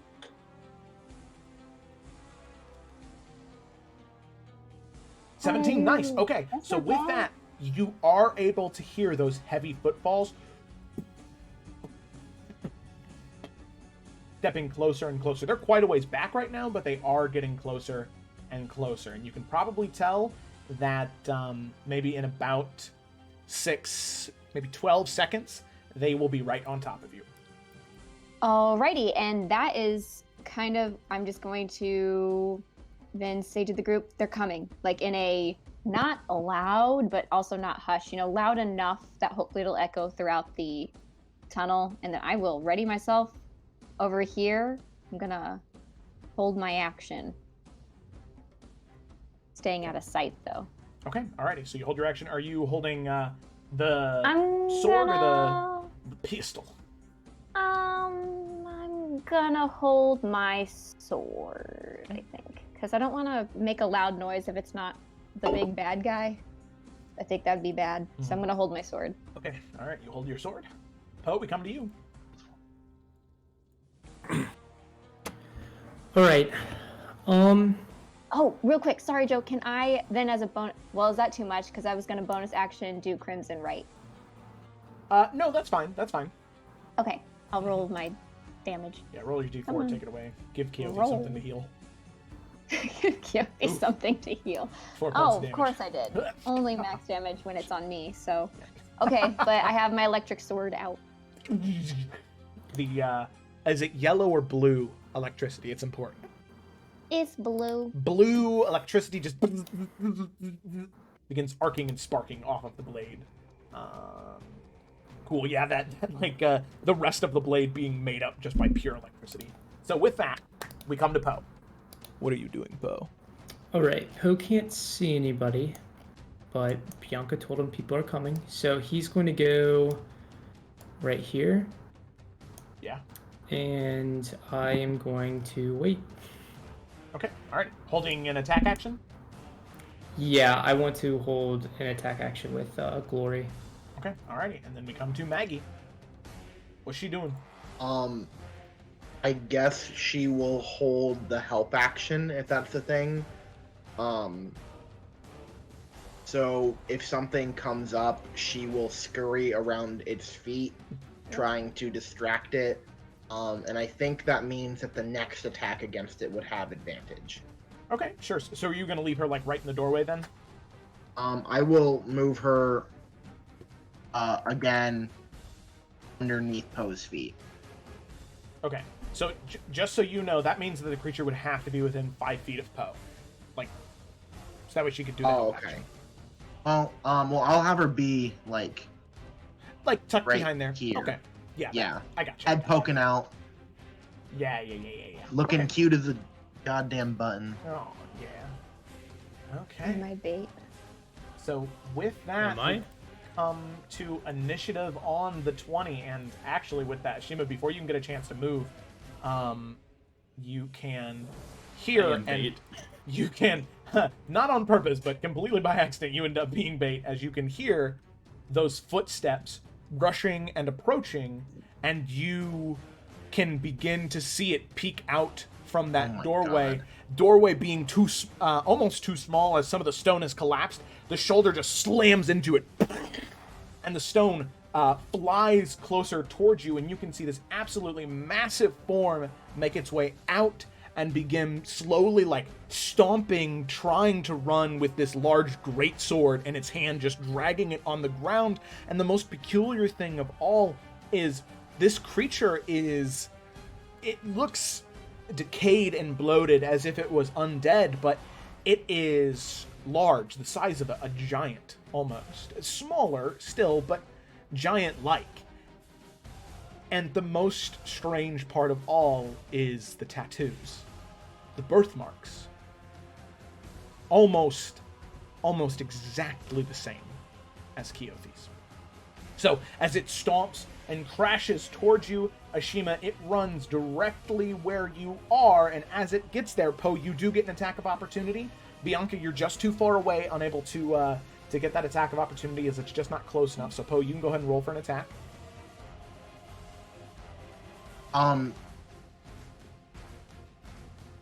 And then does Maggie get to do her health action? Yes, so Well- Poe, you can go ahead and roll that with advantage then. See if that's maybe a crit. Well, since he rolled it. Okay. Oh, shit! Oh my god. Oh, shit! Damn. That's the first time I Damn. think that's ever happened where I said maybe it'll be a crit. It was. Evan, everything's turning up, Evan. Everything's turning up, Evan. Oh, Things are turning around for Poe. okay. Now you owe Maggie your life. No, I'm just kidding. So that is, let's see here. Okay, there's that damage, and then there is also the 3 from the cold, but then also that cold damage is also maxed out. So that will go ahead and be another 4 points of cold damage. As you slash into the leg of this creature, I shall also firebolt when that's good. Thank you, Dancing Light. Shit, I'm still on the...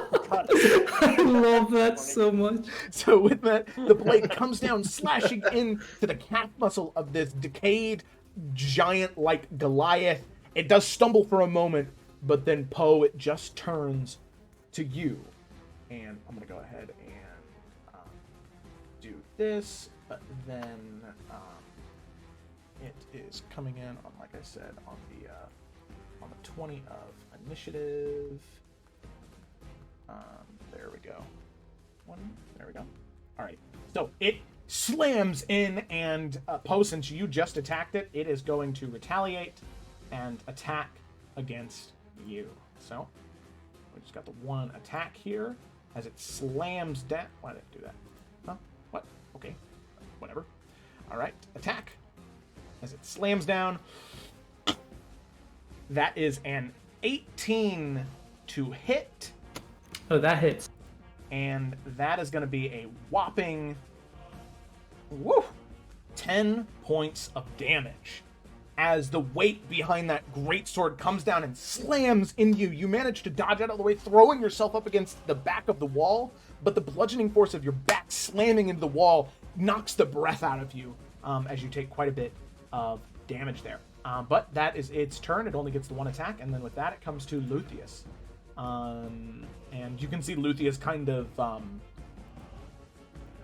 really paying attention to him anyway. So, with that, well, Bianca, you can see him kind of, look shaken, like where he sort of like, grips the bow tighter, and sort of look around to everybody, and then draw the longbow and pull it back and shoot at the Goliath. Okay.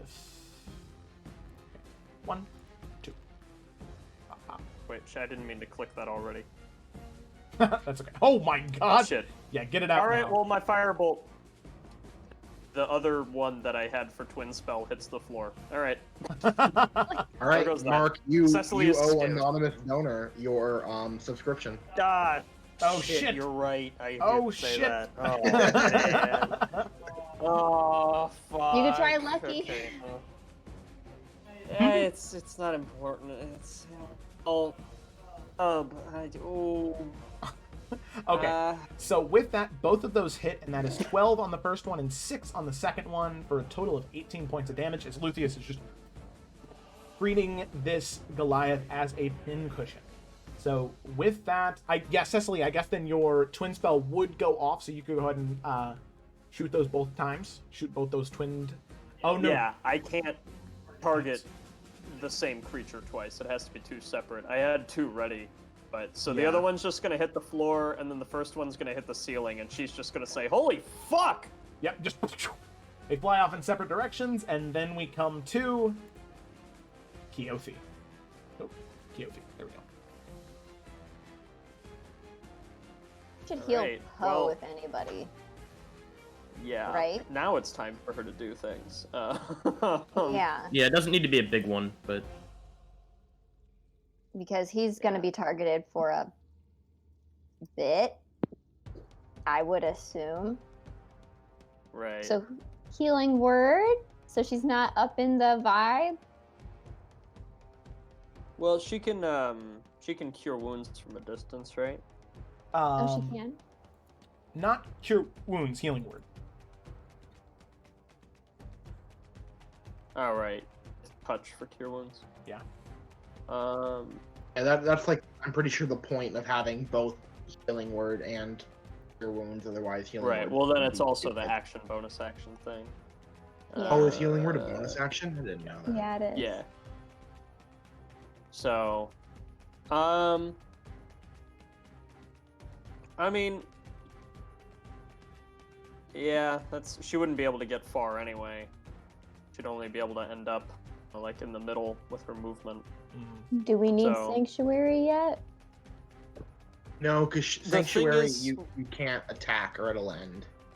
Right. Oh, So mhm. really, Sanctuary is really useful, but it would be like most useful on her, so that nothing Sure. could attack her while she can heal people. Mm-hmm. Understood. Okay. Um, Then probably at least healing word, and then she can take the dodge action again because that's a bonus action, and just keep protecting yeah. herself. I mean, do we want her to like walk forward a little bit? Yeah, get like, Yeah, I closer. think towards- Probably. She needs to anyway, because she has to be within 30 feet and Yeah, post 45. close the gap a little bit, right yeah. now. Yeah. Okay. Yeah. So, We can do those things. so maybe Mm-hmm. then she can get like here, Yeah. and then bonus action healing word on Poe, and then action dodge. Sounds good to me. Looking at her Is that face, where is we she said? reacting to like the fact that this is a Goliath-esque thing? Yeah, she's Yeah. freaking the fuck out. Like, she's stepping closer because she wants to be able to protect everybody, but as she's stepping forward, it's very sheepish, and she only moves about 15 feet because she just can't compel herself to move any closer to it. For Keo. Okay, alright, that's her turn. Desmond, what'd it do, homie? What it do indeed. I guess I will just continue to bonus action hide. Okay. Behind my little rock. So I will stealth it up.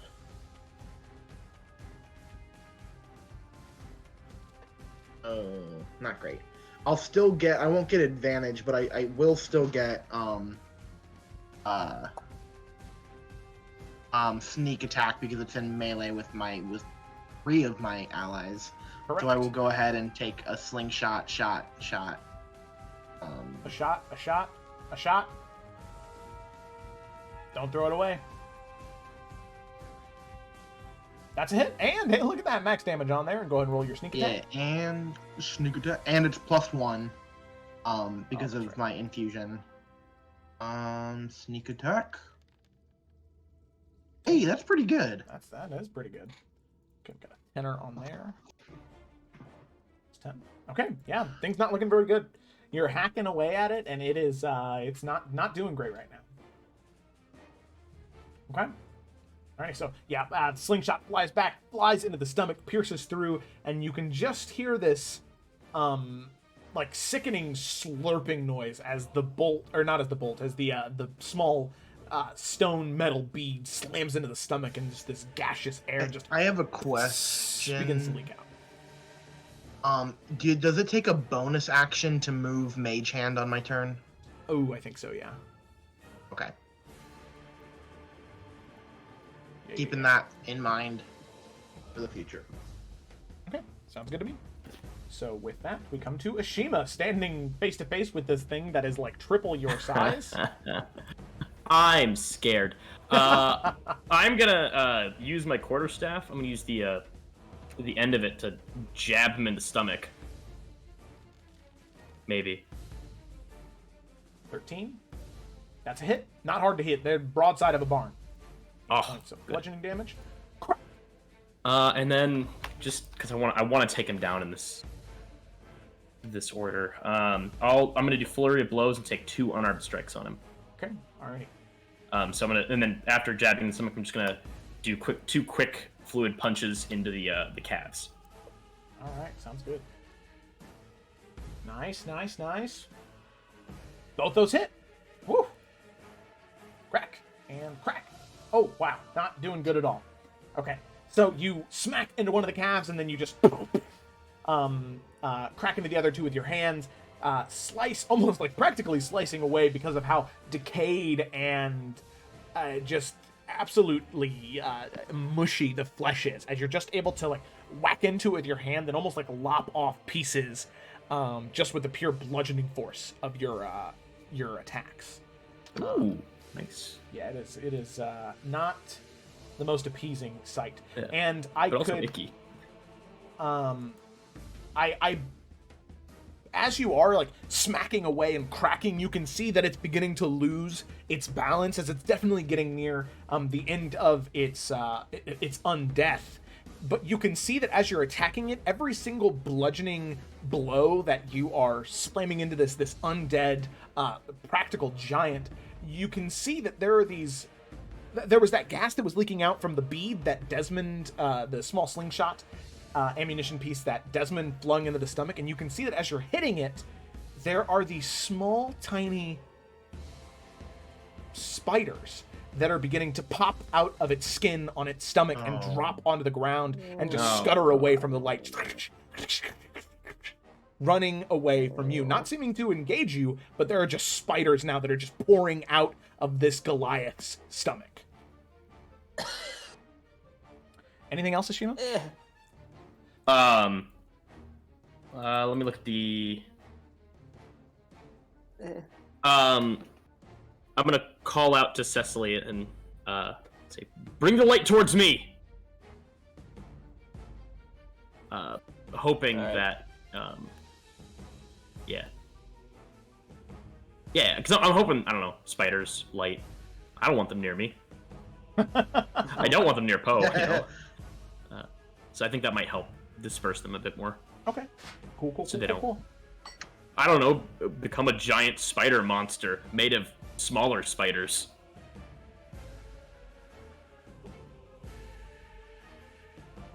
Oh, I didn't mean. Shit. Okay. Alrighty. By the way, Omnipotent Drop. I said some messages in there, but yeah, it's called Foundry VTT.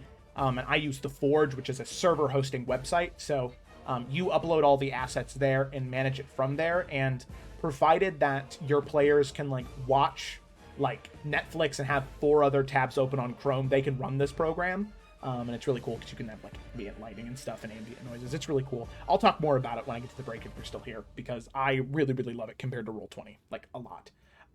Okay, so from there, Ashima, you...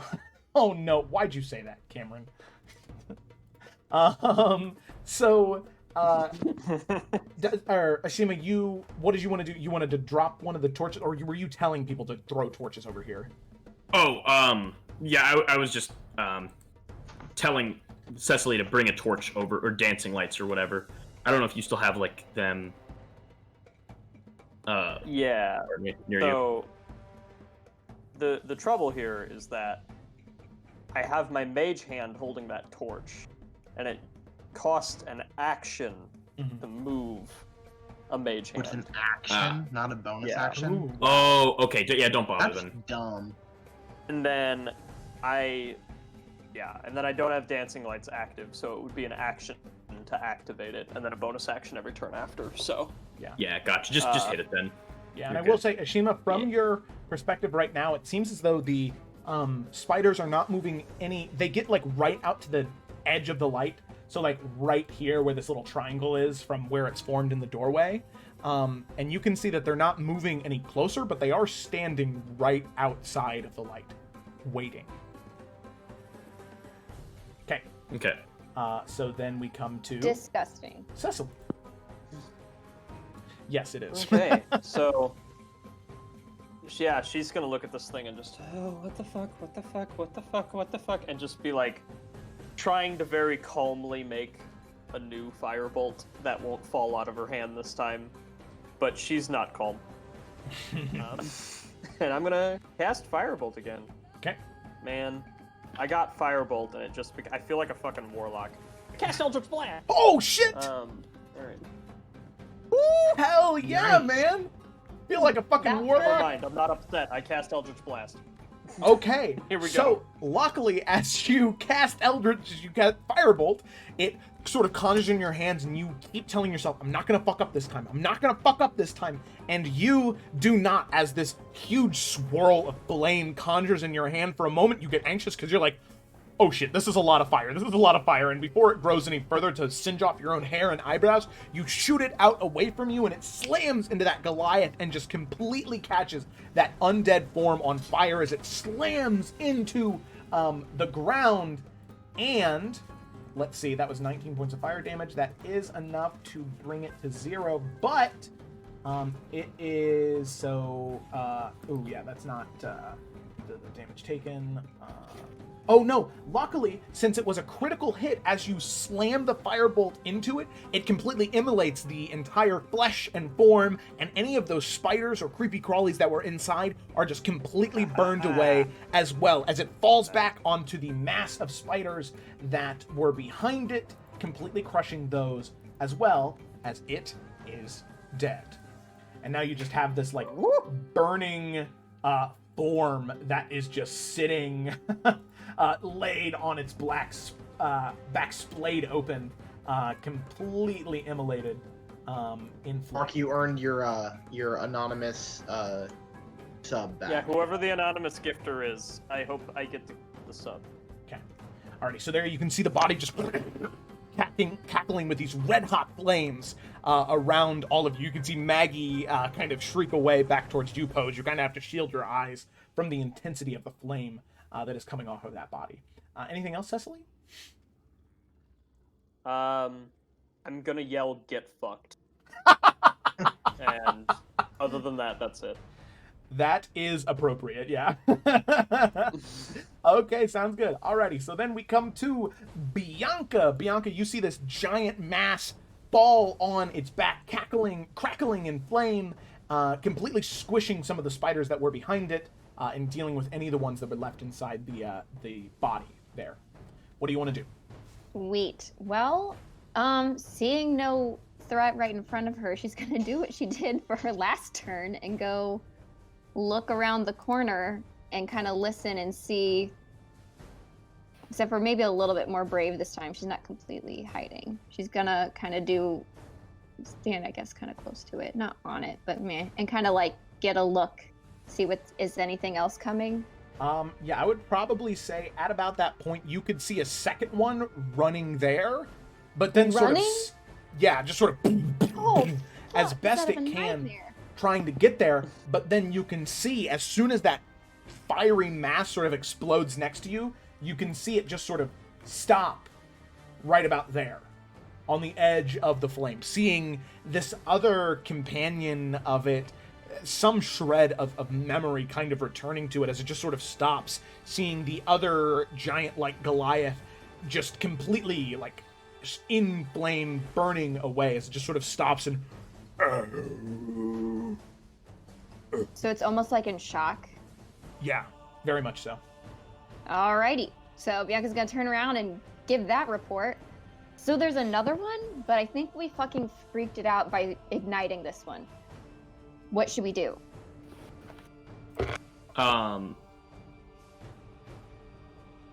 Just go get it, I guess? It stopped. It's running towards us.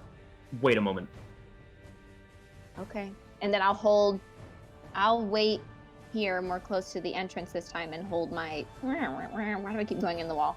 I'll wait here for it if it's coming, but I doubt it's gonna come, and hold an action to attack. Okay, alrighty, sounds good. So you hold that action. Poe, we come to you. What are you doing? Yeah.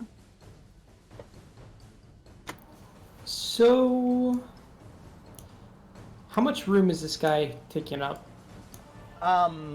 Pretty much the entire walkway, aside from a little bit of 5 foot on the opposite end of him. He's wide, very, very big. All right, then I want to move. I'd like to move here. Okay. And I guess just ready and attack again. Okay, sounds good to me. So then we come to Maggie. What's Maggie doing, Desmond? She's just... I think she does not want to be next to the fire, so she's gonna just back her little ass up over here. Okay, all right, right into the corner, sort of In the wall. shying away from the flames, trying to get as far away as it can. Okay, sounds good. Then with that, we come up to the top of the initiative order, and let me see here. Okay. So, caught up in the action of what was happening all around you, the flame crackling, the yelling of these Goliaths, and the slashing of sword on stone, and getting caught up in the combat, Cecily, focus so much on what's in front of you, you do not realize what is behind you until it's too late. Oh. As just after casting the fireball, seeing the creature fall down onto its back, as you sort of throw your back up against the wall, breathing after yelling, "Get fucked," you look up, and just as you look up, that spider creature drops down and just takes a bite out of you. Oh no. So with advantage, that is a 22. As usual, I will make my joke too high. And that is a solid. I need you to go ahead and make a Constitution saving throw for me. Oh, Okay.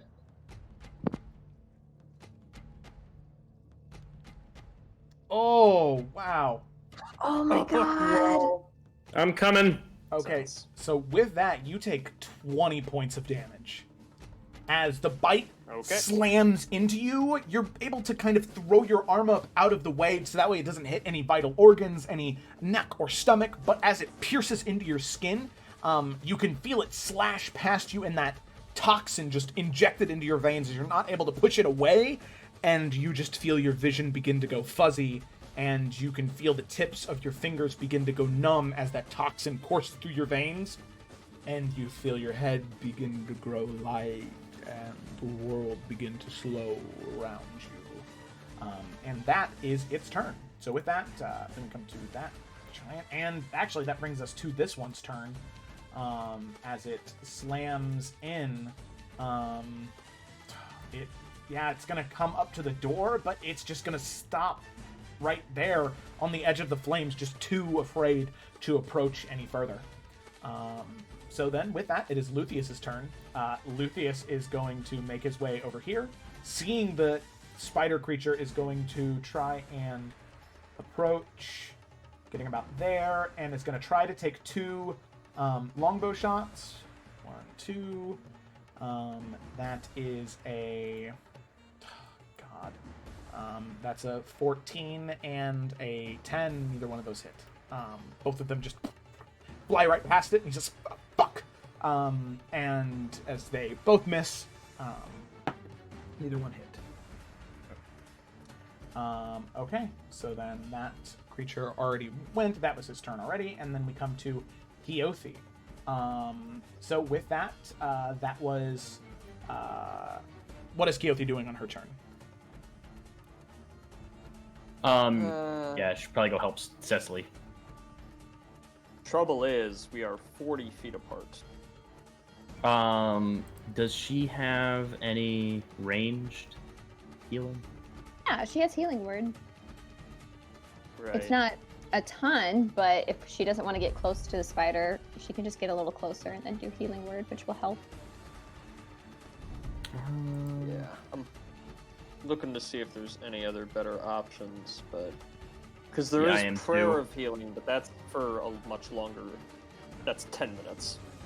Yeah, that's and like I a will be dead rest or in 10 something. minutes. Yeah. Oh, thank you, Breaker, for the follow.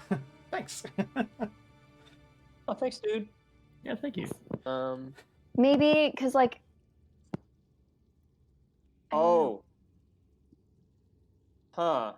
I think the spiders are scared of flame too, because she has continual flame. It's worth a shot.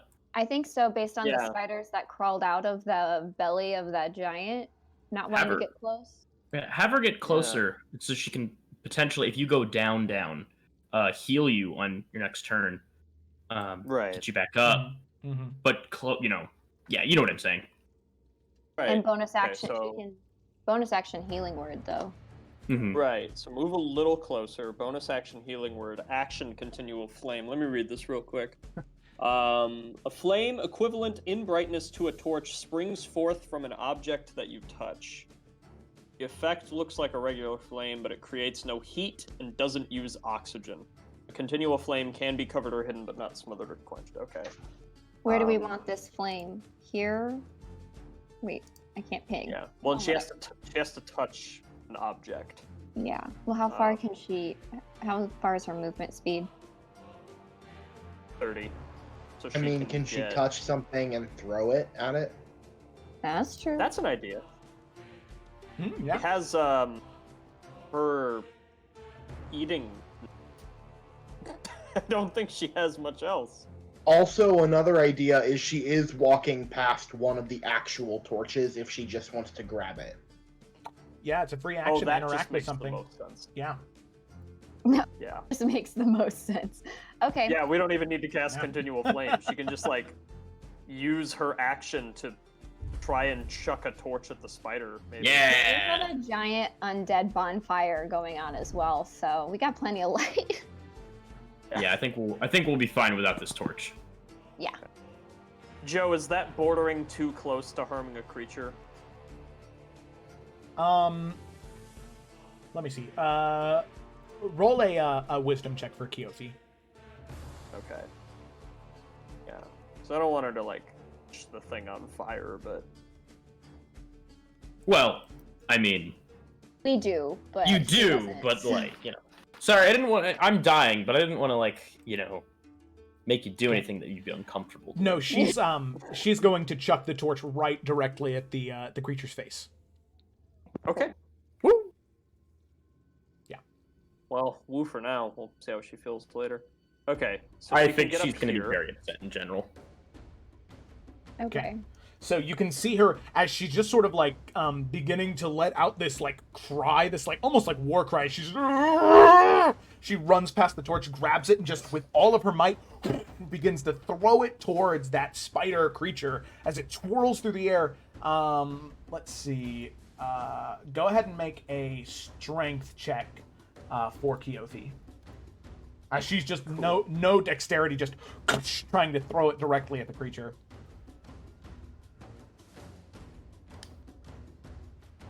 Yep. Crack. It slams right into the face of this creature, and then somebody go ahead and roll 2d4. I'll do it. Okay. And then her strength modifier is +4, so 2d4 plus 4 damage. Okay, cool. Alrighty. So 6 points of damage. Slams into that creature's face. Crack. And as the flames just begin to like lick around the creature's head, it drops down in front of you, Cecily, and that creature's going to go ahead and make a wisdom saving throw. That is an 18, so that is a success as it begins to scurry away, but then you can see it sort of recoil, and you can see it just lift up one of those sword-like legs and just step on the flame and just extinguish that Shit. flame. Okay. Hail. And worth a shot. healing word, Cecily. Alright. Take those 8 hit points. Alrighty. And there we go. That was her action, bonus action, free action, and movement. Yep. And I will Boom. say, from this point on, because of that 4, anything Keothi can do to harm this creature, she is going to do it. Okay. Okay. Okay. Alrighty. With that, Desmond, it's your turn. Right. Is there a token for the spider that I'm not seeing, or is there not? Yeah, I didn't one? see it either. Sorry. I can't There we see it go. either. Yeah, sorry, it was still hidden. I forgot about that. There it is. The token okay, does so not ever get better. It I makes will, it better if you you think know- about the green health bar as like a little green mustache. Oh, you guys can't see the health bar. No, I can't. It's extra not scary for me. That's good. I'm gonna, do the same thing that I've been doing this entire thing. I will bonus action hide. Correct? I'm half not rogue anymore, but I'm still just gonna pretend like I'm one. So, come on. No. Yeah. You can Okay. see that, like, all those, like, 6 eyes, they're all sort of focusing back and forth between different people in this cave, and you can see one of them flick every once in a that's while gross. back towards you. Yeah. Okay, well, I'll Ew. just pop out, and again, I will still get sneak attack because it's in melee with Cecily. Yeah. But I will do a pull back my bow, or not my bow, my sling. The little rock forms out of magical dust, and That's a stealth check. Oh, dang. I think it's the same number, right? +8. No, it would be minus -2 because I have a expertise and stealth, so it'd be a dirty 20. Oh, okay, that still hits. Go ahead and roll the slingshot, so that way we can get the damage there. Hey, even better. Oh yeah, hey, it still hit. All right, 7 points of bludgeoning damage, right? Plus Snookatook. Snookatook. Okay, so -7. Snook Dogg. Okay, so Snook Dog. flies off of the sling, slams into the creature's bulbous body, but the creature seems fine as of right now. It's not too badly wounded just yet. Okay. And I'll just back up again. Cower some more. All right, sounds good. With that, Ashima. All right. I'm gonna flavor this a little goofy. Oh hell yeah. Not really goofy. Goof troop. I'm gonna go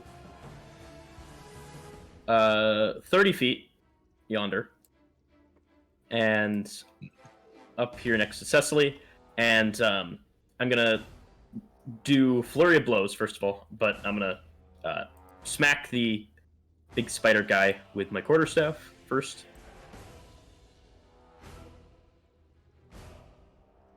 Okay, that is a hit. 9 points of damage. Okay. And then for my unarmed strike, I'd like to. It doesn't have to actually do blinding, but I'm gonna take some like dust from the ground and toss it into one of its many eyes. Okay, 16 and 9 points of damage. Okay, roll a d100 for me. Okay. If it's 51 or above, it'll be a thing. Okay, so yeah, its next attack, it's gonna have disadvantage if it is in any light at all. Which right now, that one torch and between the flame, it will. All right. Shima's plan was to distract it, and then using again flurry of blows, he's gonna bend down and, or I guess, yeah, he's just gonna take Cecily's head, put his hands over her temples, and then cast Hands of Healing. Gotcha. That's a good call. 1d4 plus 3. Yeah, it's something. Yeah, it is. That's max damage, right? Or max heal? Yeah? Yeah, that is actually. Okay. Nice. Alrighty. So with that, Cecily, we come to you, face to face with this creature. Yuck. Indeed. Classic question. How looking? It's looking a lot more rough now. Not great, but it's still not looking too bad. Alrighty. Let me see. Check something real quick. If I could be. Okay. Okay. Yeah. And then I could. Yeah. Ready. Healing, did you give me, Ashima? 7 points. Okay. So I'm up to 21. Okay. Alrighty. I was thinking about something, but I think, honestly, what I am gonna do is just lay here, not risk taking an attack of opportunity, and just shocking grasp its face. Probably the best I can try. Or... no, never mind. We'll do shocking grasp. Well... I just realized your dice are lightning-y. That's cool. Yeah. Badly with a 9, you try and grab on to anything you can, but with the poison coursing through you, luckily between Keothi and Ashima, your vision is becoming to return. You're not as impaired, but it's still hard for you to grab onto anything physical. So you just go to reach and grab and discharge the static shock, but it's just not enough. Okay. Shame. Shame indeed. Alrighty, Bianca, it is your turn. What do you want to do? Well, I'm going to shoot the spider. I think I might have to move a little bit so I can see it. I'll move next to the big flaming necro bonfire. Oh god, right next to the bonfire of hate. Yeah. Yeah, You gotta bonfire of smell hate. terrible. Oh, yeah. I'm sure it does. Also, on top of all the screaming spiders that are currently on fire inside of its corpse. Yeah, it's I pretty literally awesome. shivered. But Today's not a good day for Felicity. so much spiders. Ah! Okay. But anyway, sorry. I'm going to shoot it. That's it. Well, not that's it. Why do you? I can't. Okay. Something's wrong with my little macro, but that's fine. We've known this, so Yeah. just. Yeah, you might have to re-macro them. I did. What? That's the thing. Wait. Now it's telling me I can't do it from my character sheet. Excuse you? Is it You're doing incorrect. is it doing the weird thing again that it did last I think week? so. Where Where it's it's like like- you don't have ammo or something. And I have ammo, plenty of it. Terrible. Bullets. Yeah. There you go. All right, should be Wow. fixed now. Okay. Your macro probably works Sweet. now, though. Yay, that's good. Did it roll? I heard it. 18 to hit, 14 points of damage. Heck yeah, that is a good chunk of damage. Okay, great. And then as my bonus action, seeing that all these things don't like fire, I will transform into the Hellhound form that I have. So Oh god. Oh Yeah, no. I mean, there's not much else she could do on this turn, but she's turning into what looks like a fiend werewolf creature thing. I actually don't know what hellhounds actually look like, but Yeah, well, that's what I would assume. Yeah, you can all Poe, especially you're freaking the fuck out right now because you just see Bianca like start to grow these tufts of like fur that are like tipped with this almost like embers on the edge that are just like burning away at the fur as bits and pieces of her skin are also on flame, showing like flesh and sinew as her spine elongates and most of her gear like shrinks into her armor, but she's still holding the pistol and the sword, and just her mouth is gaunt and has like holes on the side. As you can see, every time she exhales, there is like this exhume of just flame that just every time she Not breathes. okay. She's not okay. Then I'm going to kind of look to Poe, give him a nod, kind of like, please take care of Cecily, and then turn and stand guard and make sure this one bitch ain't getting in here, because if he gets too close, I'm blowing fire at that ass. So there we go. That's what I'm Poe's doing. jaw is dropped, and he's just going to give the same hesitant nod as he gave to Desmond, telling him to watch over Mag. Shooting horses. Did Desmond see this is happening too? scary. Yeah, Bianca is absolutely terrifying right now. Oh god. Okay. You know, yeah, it's kind of hard again to. You know, it's fine. I promise. I really promise. I'm a good guy. Okay. That's my turn. Okay, Poe, it's your turn. You just had that nightmare walk away from you. What do you want to do now? I'm gonna run away from it. Oh no! No, I'm just kidding. Well, half kidding. I'm gonna move. I kind of measured earlier. I'm gonna measure again just to make sure. All right. I think I can only move this far. Yep. Yeah. So I hate not to be able to do anything. So I'm gonna go ahead and do a guiding bolt. Oh, that's right. Yes. Fucking glory paladin. Hell yeah. Go ahead and guiding bolt. Roll. Cast spell. Come on. Come on. Come on. Come on. Come on. Okay. Oh shit. Holy fuck, man. God damn. That's 3 6s. Damn. Oh my Holy. god. Pretty good. Okay. Guys, stop the stream. We're going to Vegas. No, not after those rolls in the beginning. No. This is breaking even, is what this is. All right. This is. You know you're right. I know, this is for every bad roll you've ever had, Evan. Yes, it all comes down to this. Alrighty. So with that, Poe reaches onto his belt, pulls out his hammer, holds up his sword, and slams the Moonforge hammer into the blade, shooting off this spectral, like, teal and white hot beam that flies past your head, Ashima, and slams into the creature. You can see Cecily and Ashima that before that beam hits, it looks like the creature was getting ready to reach down towards Cecily, grab her, and rappel up into the ceiling, trying to take her away. And as it goes down to grab Cecily, pulling her closer, Poe, the beam flies through the air, slamming into the creature, and just absolutely tears a hole through its like neck out of its back, just blowing this entire creature away. And the thing is, as it falls down onto the ground, you can see the pure radiant damage that slammed into it. The darkness tries to retake it, but before it can, the entire form begins to shred away and fade into nothing but dust, as it is dead. Dude, you smited it. You With the same. Actually, literally smited it. Yeah, You sent it through 7 layers of hell, and it ended up in heaven. Yeah.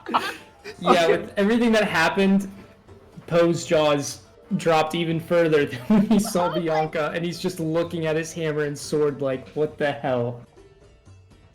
Okay, and Poe, you can even, like, looking down on your veins and on your hands, you can see that your entire form begins to, like, light up and glow. Those veins all along the side of your body and your tattoos, they begin to glow that dull, pale green and eventually dim away, and you feel yourself gain another point of glory. Oh, I forgot that was a thing. Yep, yeah. Ashima has harmony and you have glory. So, like that, operates as a point of luck, okay? Did something heroic. Desmond You has saved, amnesia. literally saved Cecily from death, because that would not have been good. That would've Okay. been so scary. Alrighty, so then we come to Maggie. What's Maggie? What does Maggie want to do? Maggie will think cast she- Maggie activates her Hellhound form. the hell skunk. Ugh. She already smells like sulfur. It's fine. I guess she is going to, oh, I'm on me, not on her. You know, that's the thing about familiars, they can't really do that much. I'm just gonna have her walk back this way and climb onto Poe's shoulder. Okay, yeah. Pose, he's like breathing. Maggie just kind of creeps up you, and you're like, oh, cool. You calm down a little bit. Kinda few pats nuzzles on the into head. your feet. Aw, yeah. Cute little bonding moment. Okay. Alrighty. So, with that, we come back up to the top of the turn order. That creature is dead. I mean, that creature's dead. And then we come to Luthius, who is going to sort of run forward this way, get a good shot of the Goliath, and is going to take 2 shots. Let's see, that is a 20 to hit, which is a hit, and then that is a 7, which is a miss. But that is 11 points of piercing damage as the arrow flies and flings and impales itself into the flesh. You can hear the Goliath sort of roar, and with that, it is its turn, and seemingly provoked, it is now going to run towards you. But however, Bianca, as it gets close to you, you do get your Hellhound breath attack. As it gets within that range, it should be in your spells, and it should just auto-roll. It should even put down a little template for you. Spells, I forgot you did that. That's so great. Let me just get there real quick. Sorry. What the fuck is Bianca? I'm a fiend. The horse killer. That's her second class, is the horse killer. Something happened. Yeah, I think Did we it can roll? remove the word horse from horse killer. Just killer. Just a You should killer. have like a little template, and you have to position that where you want it. You can rotate the thing by scrolling the mouse wheel. Okay, so wait. Cast spell. How? Okay. What? Okay, configure how you would like to. Well, I have no spells, so the problem is that. Oh, just click do not consume a spell slot. It should be right above cast. Oh, Man, okay. playing a cast magic spell. class must be hard. I'm so confused. Okay. Okay. How do I turn it? Yeah, You can use the mouse wheel to scroll. Oh, awesome. Okay. This is so high tech. I'm so excited. Why is it green? I have green fire? No, it'll change color when you click it. Huh. All right, there we go. Did it Bada cast? bing, bada boom. It. Ooh. Did it? See, oh, it succeeds with a 12. Yeah, favor in the Well, swinger. it still takes some Yeah. damage. Yeah, which is quite a bit of fire damage. Okay. So with that, takes that fire damage. Okay, so that is still a good chunk of damage. The fire sort of crackling off of it, encircling it in flame and causing, you can hear those spiders on the inside like trying to break towards the flesh and just carve their way out, but that skin is a little bit thicker than what they can carve out of. You do see though that some are like coming out of the mouth and ears and eyes. But because the flame, it is just completely enveloped, and as soon as they exit the flesh, burning them away. Okay? And then a question about recharge, just because on my next turn, do I just roll, and if it's 5 or a 6, it recharges? Yep. Correct. Okay. That's true. All right, that's it. That's all I got. Okey dokey. So with that, it comes to Keothi, and Keothi...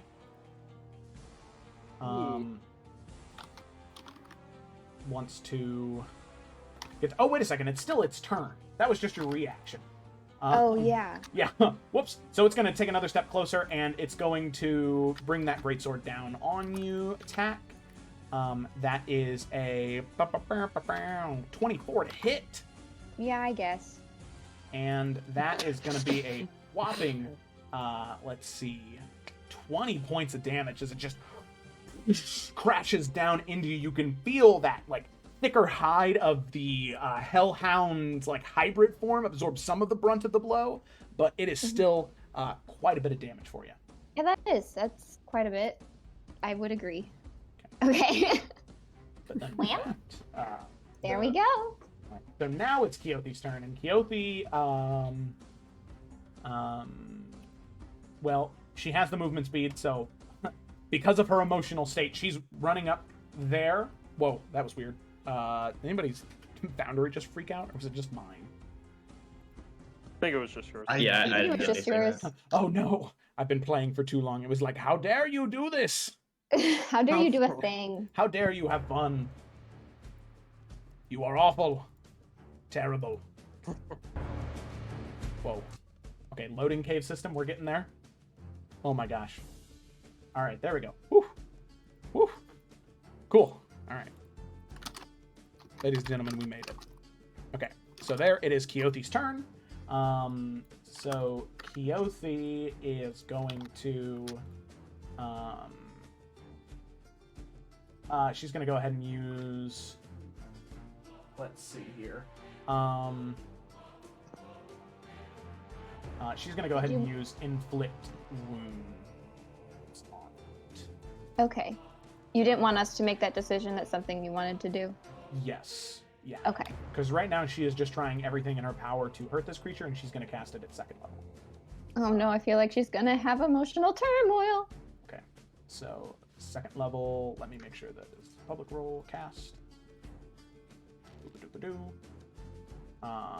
14, that's hit. That's a hit. 27 points of necrotic damage, which they are not resistant to. So she goes and she like reaches and she just like completely pierces her hand just from the pure bludgeoning force. Slams into the flesh, breaking through it, breaking through the flames, reaching in and just discharges that necrotic energy inside the creature, pulls her hand out covered in spiders, and she just smashes them off and flicks the matter onto the ground.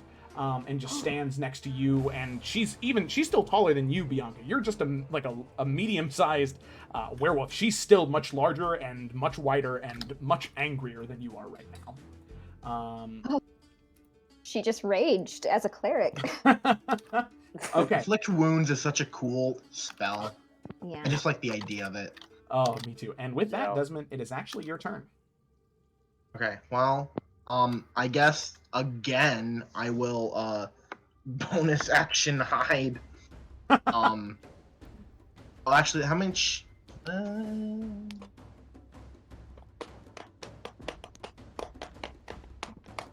Okay, yeah. So I will bonus action hide. Like picks that up. Okay, I'll stop. It did.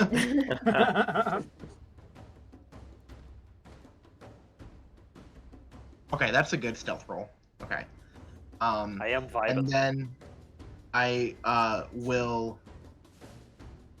Oh no, I don't want that. I want selecting tool or whatever it is. And then I'll pop out, and I will do a slingity slock round the clock. 13, that's a hit. 8 points of bludgeoning Oh, damage. nice. Sweet. Okay, and +1. Oh, +1, okay.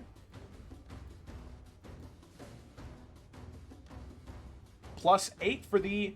Okay, actually, with that, Desmond, how do you want to do this? This last giant partially on fire, just having been broken open by Keothi, what do you want to do? Is it holding a great sword? Is that what you said? Yeah, great sword. I imagine, so it's kind of rearing its great sword like up over its head to slam it down, but right as it does, like a little rock, kind of a la David and the Goliath, whizzes through the air and hits him smack dab between the eyes, and his head falls back, and he loses his balance, and his sword just crashes into his skull, and he falls down on his back. Okay, sounds good. So as it falls back down and slams into his head, the little bead slamming directly in between, just throwing him off his balance as it brings it back, slamming it like partway into his head and into his shoulder, just like lopping, almost like getting ready to like bisect diagonally. Let's see, that would be it does get its undead fortitude saving throw. So 16 needs to beat a 17 constitution save. So we'll see if it can do that. I doubt it, but we'll see. Okay, never mind. That's a 7. So you can see for a moment it tries to like pull the blade out, but it's just not able to get enough strength as it just carries through the rest of the way, just completely tearing open, falling onto the ground, consumed in flame. All of those fighters, they try and run away, breaking out in different directions, but both of them then are just completely consumed in flame and begin to smolder and crack. And it seems like right now, at least for the current moment, you are out of combat. And as the danger passes for a moment, Cecily, you sort of lick your wounds. Bianca, still in your hybrid form, you can see Keothi just breathing heavy, just... and then stop. And then just look to her hands, and then look down at the ground, and she just falls onto her knees and just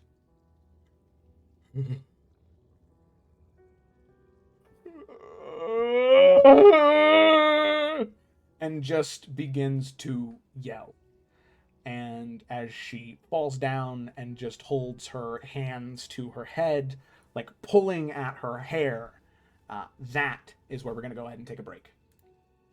Oh, why would you do that to me? Shoo. Alrighty, so we're going to take a quick break. I know we're like on the latter half of the session right now, but we're going to take a quick 5-10 minute break, and then we'll be back. I gotta get some more water, and I gotta get a little snack. So if you're enjoying, Now please that we'll leave talk about Foundry a little bit more to, what was his name? Oh, let's see.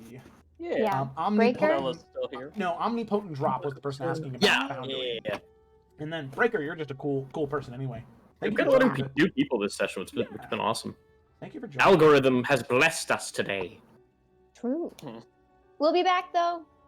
Oh, yes. See And when ya, we come back everybody. from the break, we'll talk about that Foundry. Yes. All right. Thank you so much, and we'll be right back.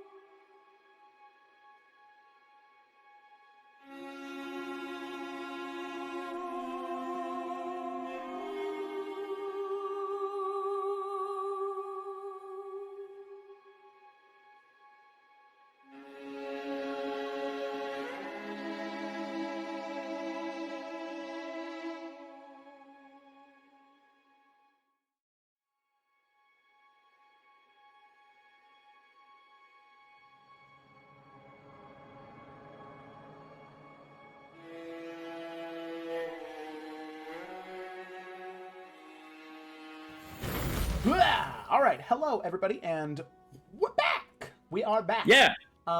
So I would like to just real quick kind of give like a quick like rundown for Omnipotent Drop 76. In case you're still there at Omnipotent Drop. Just a quick run through of like what VTT is, and in all honesty, VTT is really similar to Roll20. It's just more module, and it is prettier to look at. So it is more intensive on a computer, but it's... Heck yeah, you are. Happy to have you. Show the macro bar. Yes, so if I... Okay, I gotta kind of... Not to be demanding, it's just cool. No, yeah. Here, let me adjust the thing here real quick.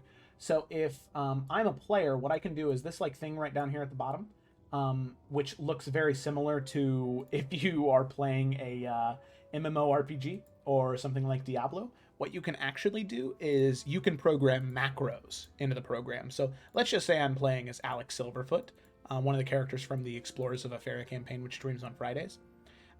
If I wanted to, I could, go to her character sheet and I could say, "Ooh, I want my rage on 1, and then I want my great sword on 2." So that way, what I can do is when I go into combat, I can get to my turn and I can just hit 1 to activate my rage. Boom, drop it in the chat there, and then be like, "All right, so now I've got 2 attacks, so I'm going to run up to that enemy and I'm going to swing twice." You hit 2 twice, and it will actually make 2 rolls for you there. And so it works very similar to an MMO when it comes to that, which I really like. It makes it so the players don't have to go back and forth from their character sheets. Sometimes it is a little finicky, because what we do is there's no character mancer in VTT. That's like the only bad thing, because they don't have licenses to any of the Wizards of the Coast content. So you either have to input everything manually, or use the D&D Beyond extension, Beyond 20, to have rules from D&D Beyond go into the game, or I've stopped using it on Roll20. Oh, okay. Or you can use an importer with D&D Beyond to VTT, where you can actually import character sheets into VTT like automatically. And I'm starting to understand how it works. So it's becoming easier to just help them through it. That's probably the best way to do it. So that way they actually know what their character sheet stuff is. It's whatever you want. If you have the content on D&D Beyond, I recommend it. Let's see, what else is there? There's a lot of just like ease of life things, but the best part about the dice. Okay, that's not the best part, but it is one of the best parts, because the best part is part of that.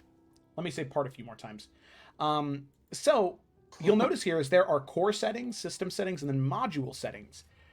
If you're not a PC gamer, you might not know about modules.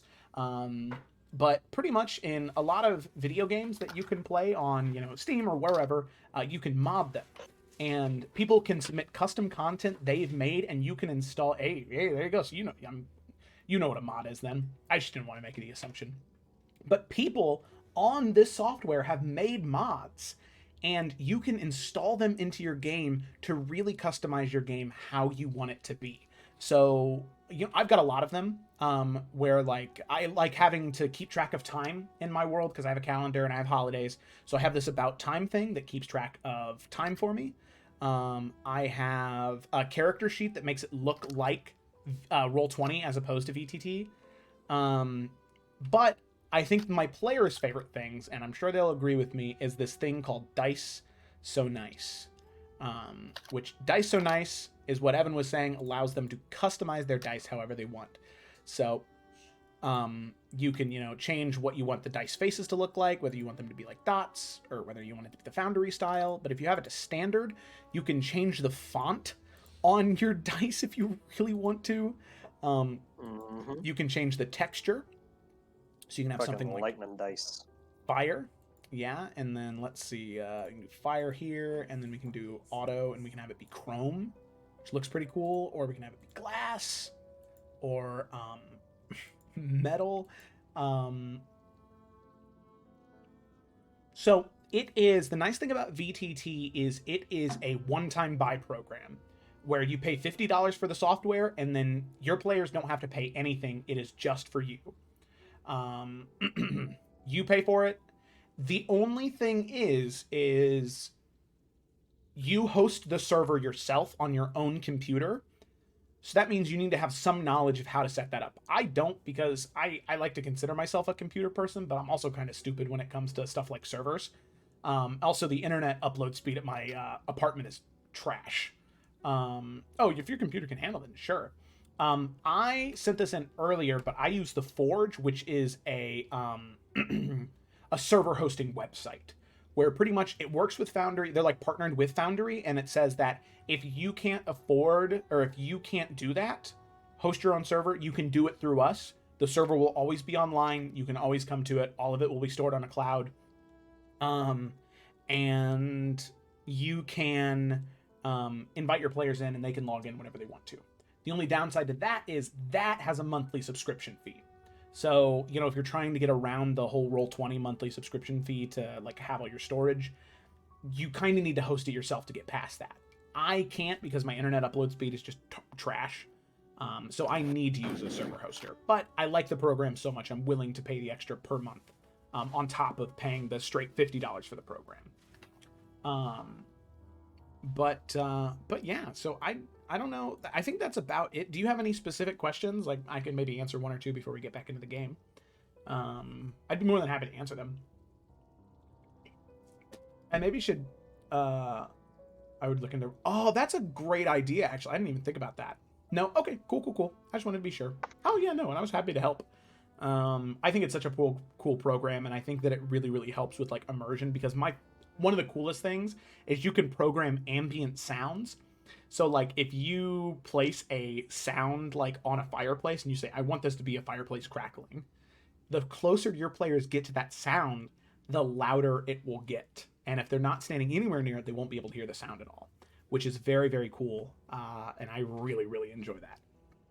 Okay. I'm new to all this, so I'm trying to make it... Yeah. I will say, don't overwhelm yourself. Because even me as, like, a more veteran DM with, like, playing online, I think I've been playing online for about, like, a year and a half total. Feel weird saying veteran, but I play a lot of D&D. I'm a teacher too, man. Can't be overwhelmed. Yeah, that checks out. Yeah, a lot of us are teachers. Myself, Ashima, and Desmond. All three of us are teachers. Baby teacher, though. Yeah, even my wife, who actually plays in the other two campaigns that I run, she is also a teacher. Both of us teach... Well, my wife and I, and Connor, and Cameron, Ashima, and Desmond, all of us teach theater. We're all theater teachers, if you couldn't tell. Yeah, that's how we met. Yeah. And, in fact, everybody in this game and all of the games have some experience with theater. Yeah, which is a lot of fun. Evan is the least experienced theater person, but he makes up for it with just genuine enjoyment and love for everything around him. Yeah, my theater career peaked in high school. Make up for it with enthusiasm. Exactly. Well, you were basically a stage manager because you were an RA on a floor with a bunch of theater people, and that was a great time.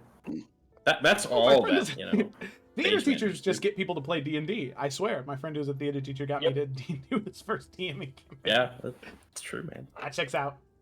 I teach computer science. Hey, can somebody remind me? No! Dude, I'm a software engineer. It's great. I studied computer science. The amount of connections you just made. Well, I have a feeling. Yeah. Oh, if you want to, I don't know if you have a Discord, but we do. And if you want to join it, you and Evan could talk about computer science and a history degree. Connor is your guy then. Yeah. Taught math before that. I also teach film. I don't know if that does connections in anything math. for you, Yeah. but yeah. Sorry, math just lost All it right, all for buddy. me. Yeah, I'm we all just just lost it at math. You can tutor me in math. Can somebody took apart remind me how to calculus get once. dice so nice? I want to change my dice around. Middle school. I'm good math. with it. I Oh, like look movies, at that. yeah. Middle Oh. school math. Oh, I'm very familiar with middle school math. Hey, get that stuff. Oh. Awesome. Very nice. I help people get over their fears. Y'all just made friends. You gotta keep them around. Aw, thanks for the... That's so nice. I help people get over their fears. Same with theater. It's yeah, you would not believe the amount of students who are like, I don't want to speak in front of people. It's scary. And I'm like, all right, let's work on this. Let's get over that. Didn't need to do that. Yeah, but you deserve it. You're a cool guy.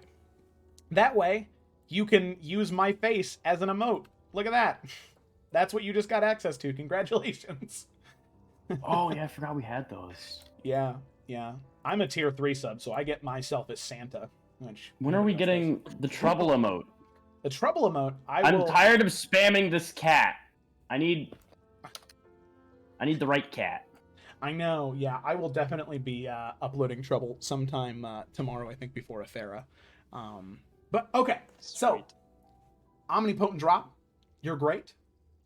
But I think that, since we only have about a half an hour left to play, I think that we should dive into the game. Yeah. So, Speaking hey, of just join the drama. Discord server. Man, you and Breaker are awesome. Thank you guys so Yeah. much. You're the best. Okay, cool. Let's roll the intro and let's get back into it.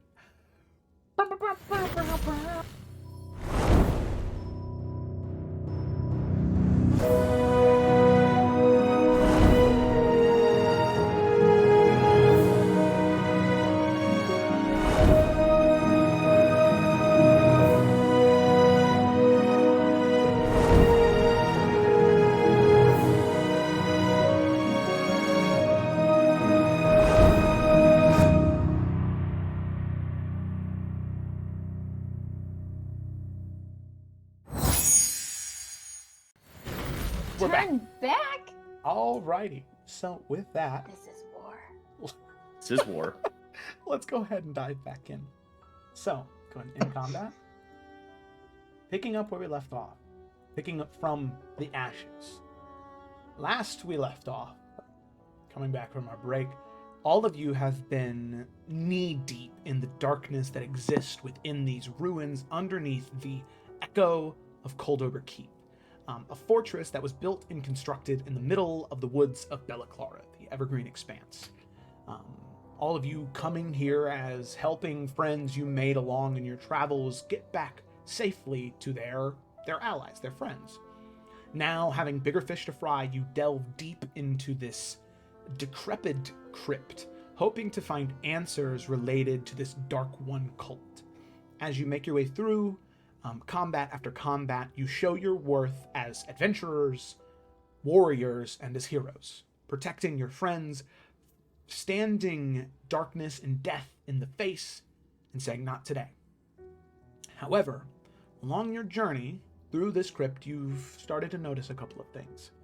For one, the vile and disgusting creatures that call this place home, whether it be the six-legged, humanoid, spider-like creatures that rappel down from the ceiling, or the almost like face-huggers that launch out of eggs and try and grapple and suffocate, or these giant Goliaths that seem to erupt with spiders anytime you hit them. Spiders that seem to want more than to scurry away and hide. Spiders that, if not for the fire, they would want something very, very different.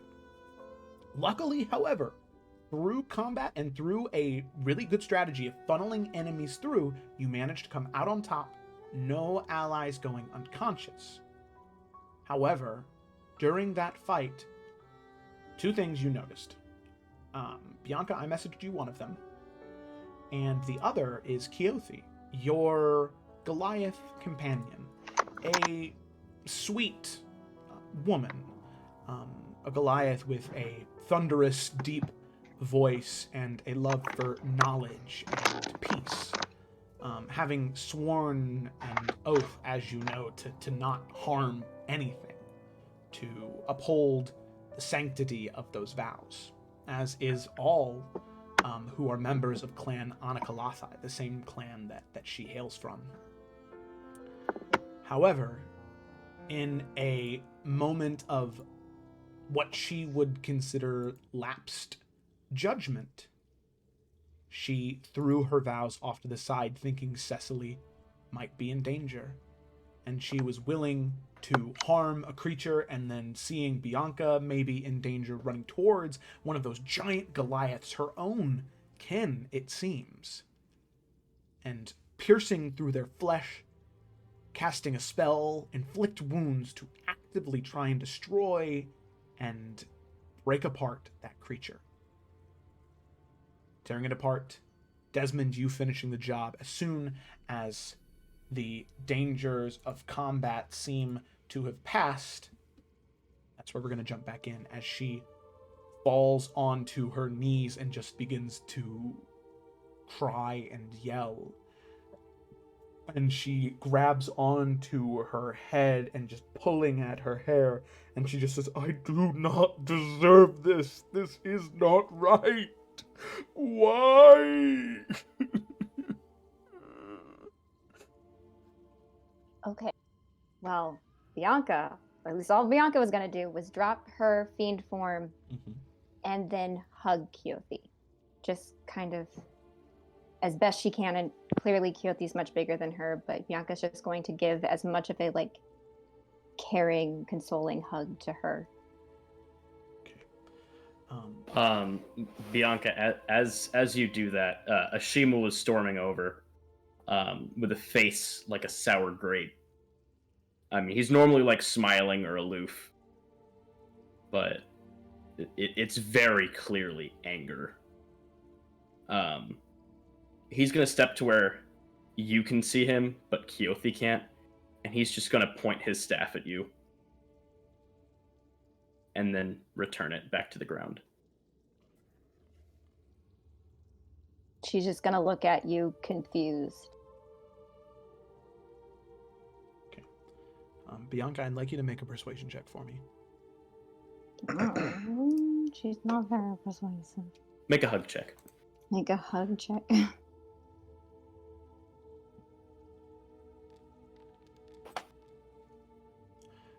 Okay, good. So you can feel her tense up for a moment, and almost as if she were to reach out to grab you, to try and push you away, but she stops herself, grabbing her hand and pulls it down. And just...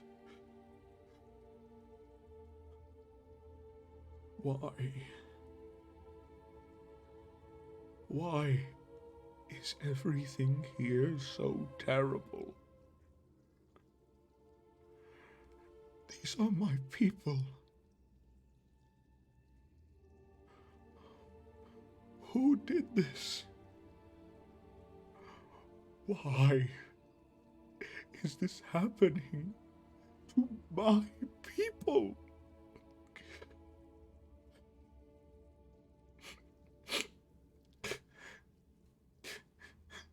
Oh, no. I wish I had something else to say, but all I can offer is being here with you. And she will continue to hug Keothi unless Keothi clearly, is like kind of over the hug. No, she clings to you a little bit more. And she says, I'm sorry.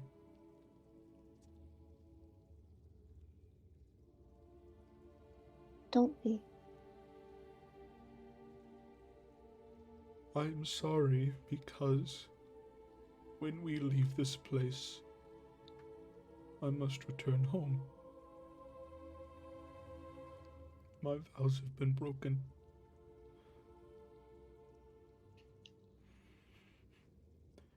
My only hope now is to go home and hope that the elders take pity on me and accept me as an outcast.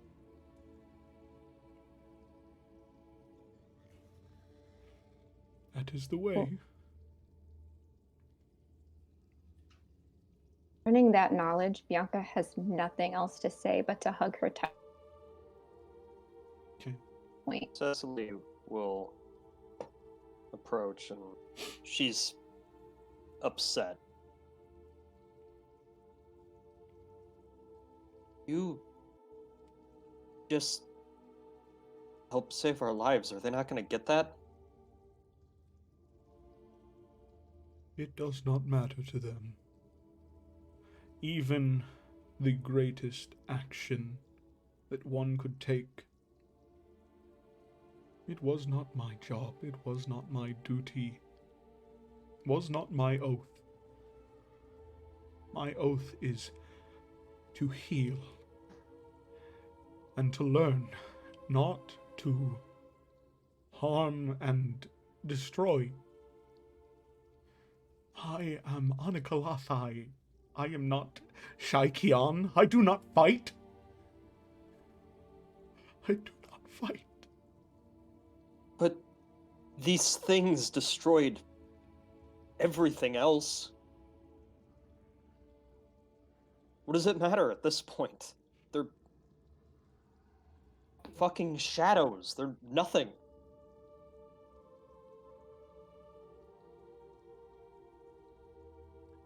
Go ahead and make a persuasion check, Cecily.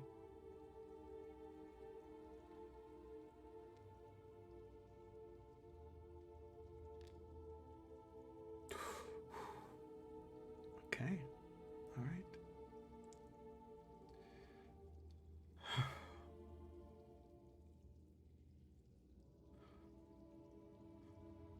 And she sort of stands, breaking away from the hug, and just turns and faces towards you. Cecily doesn't walk towards you at all. But she says, I understand what you say, and I would be lying if I said a part of me did not agree with you.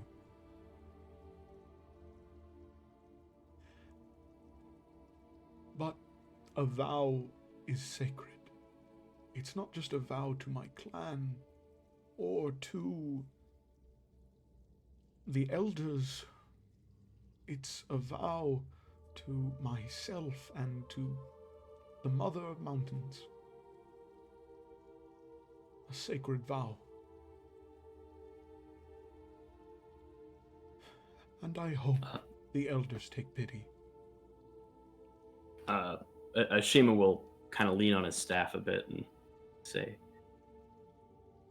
out of all of us, I know what that means the most. And it's something that you may struggle every day of your life to make peace with. But just as a path is not straight, just as a path is never fully macadamized or paved, and just as a path does not expect us to never falter, our lives are thus. Also, the corpse of the spider, was it also like reclaimed by the shadows? no, that one, because of his posed guiding bolt, it was completely destroyed and turned to dust. Yeah, that's why I said it was smited. Yeah.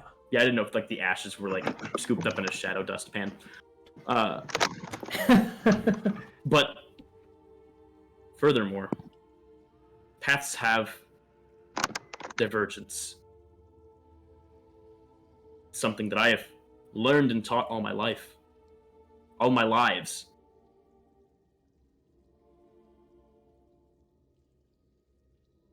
It seems as though the lives of the beings we've claimed today were already claimed by another. And so time will come when you have to make peace with breaking your oath. Believe me, I know. I remember every time that I have even thought of doing so, as I'm sure you do as well. But we must see what the rest of this cave holds before we know where this path ends.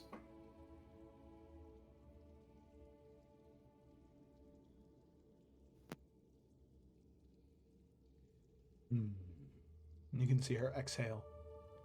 and slowly stand and look to you, Ashima, and say, "You all right?"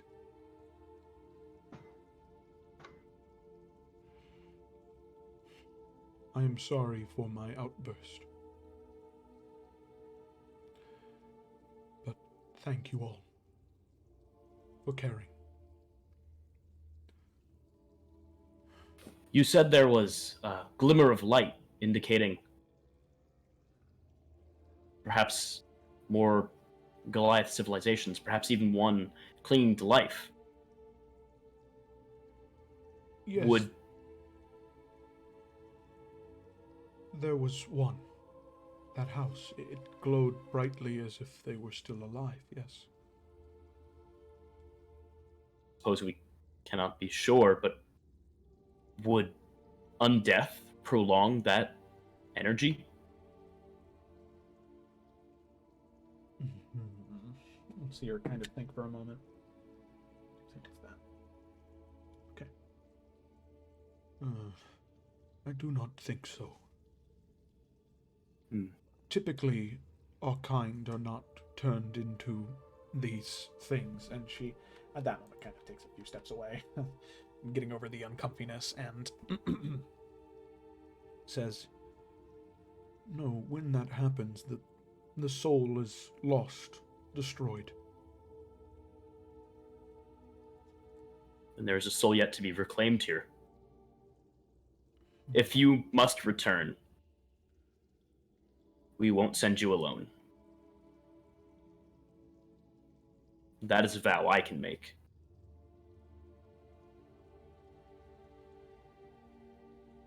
Very well.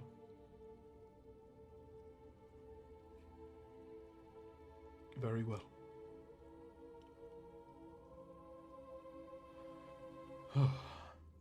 Then I suppose we should move forward."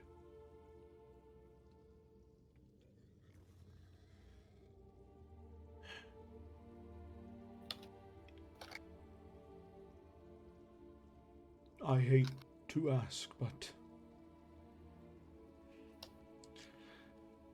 if there is any other horrors in this ruined keep,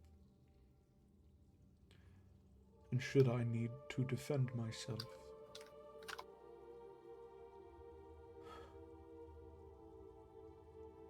does anyone have any weapons they may spare?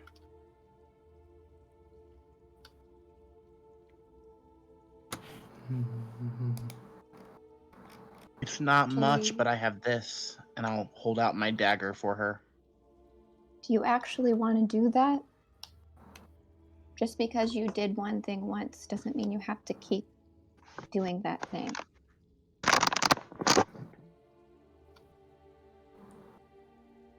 It's one thing to succumb to an instinct, another to succumb willingly.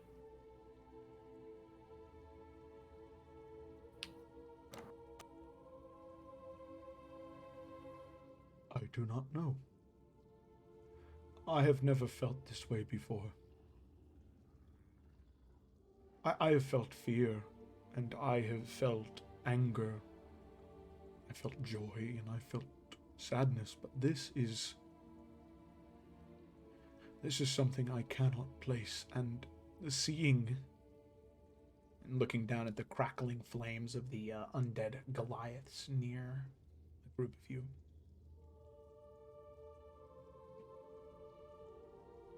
and she sort of looks to her hands, seeing the exact same tattoo markings and the tufts of, granted, rotted away and matted hair that exist on top of their heads, the two undead Goliaths. This is wrong.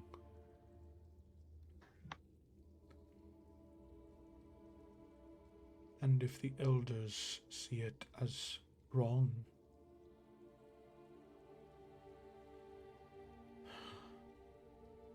I cannot believe I'm saying this, but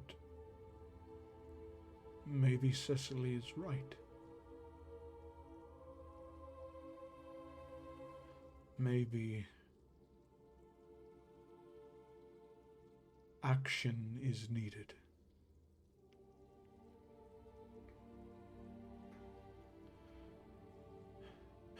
I don't know if I will.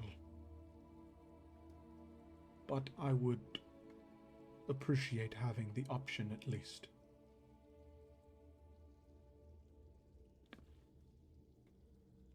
Desmond, at that, will walk forward and kind of take her much, much larger hand and put a very, very tiny for her dagger into it and kind of wrap her fingers around it and say, won't be upset if you don't use it.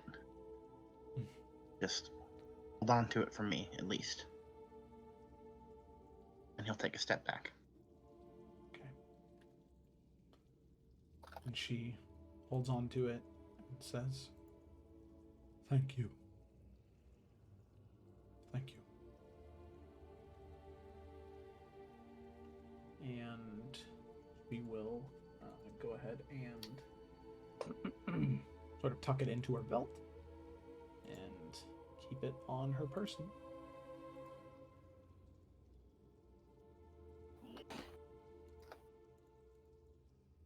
Okay. At about that point, as all of you are sort of taking a lull, Luthius does approach and says, I believe that if we are to stay here longer, we should... Well, I think that we might have drawn attention. It was... Well, I'm afraid there might be entities that know where we are. So I think it is best that I get it. we move on.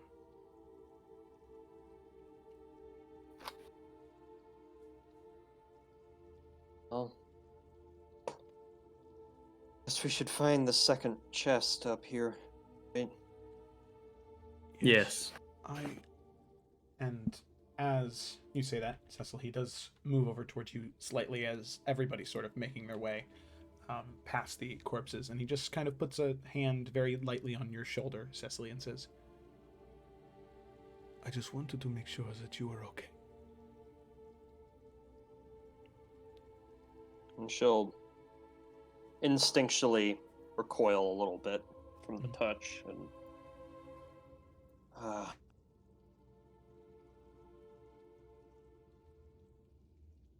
yeah, I'm all right.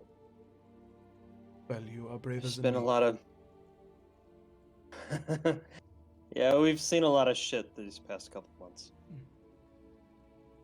Well, you are strong. and he taps you on the shoulder, and he just walks away.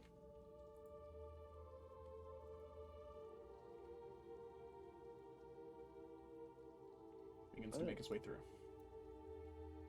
So we're moved through this, right? He's yeah. Oh yeah. Step around the bodies. Yeah, I assume they're not completely enraptured in flame at this point. Yeah, no, it's kind of The one. Oh, you can see in here. Yeah. Sort of. There you go. So I will say, as you get right about there, Ashimi, you can see in this this broken fountain right here in the middle of the room, very large, and you can see setting atop that fountain, almost decorative as an ornament, is a very similar runic covered rock that is glowing a deep red.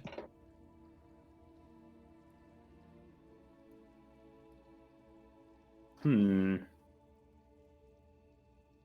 I poke it first with my staff? Yeah, you poke it with your staff, and you can see it kind of, it's stuck on there, but it seems like it'd be easy enough just to kind of pull off. That looks like our second orb.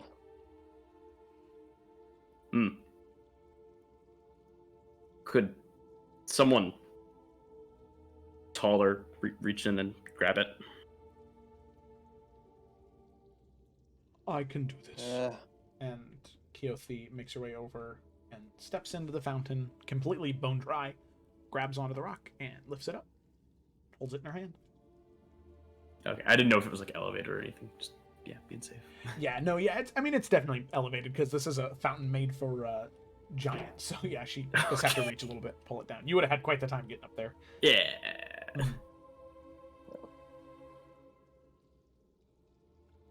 Thank you.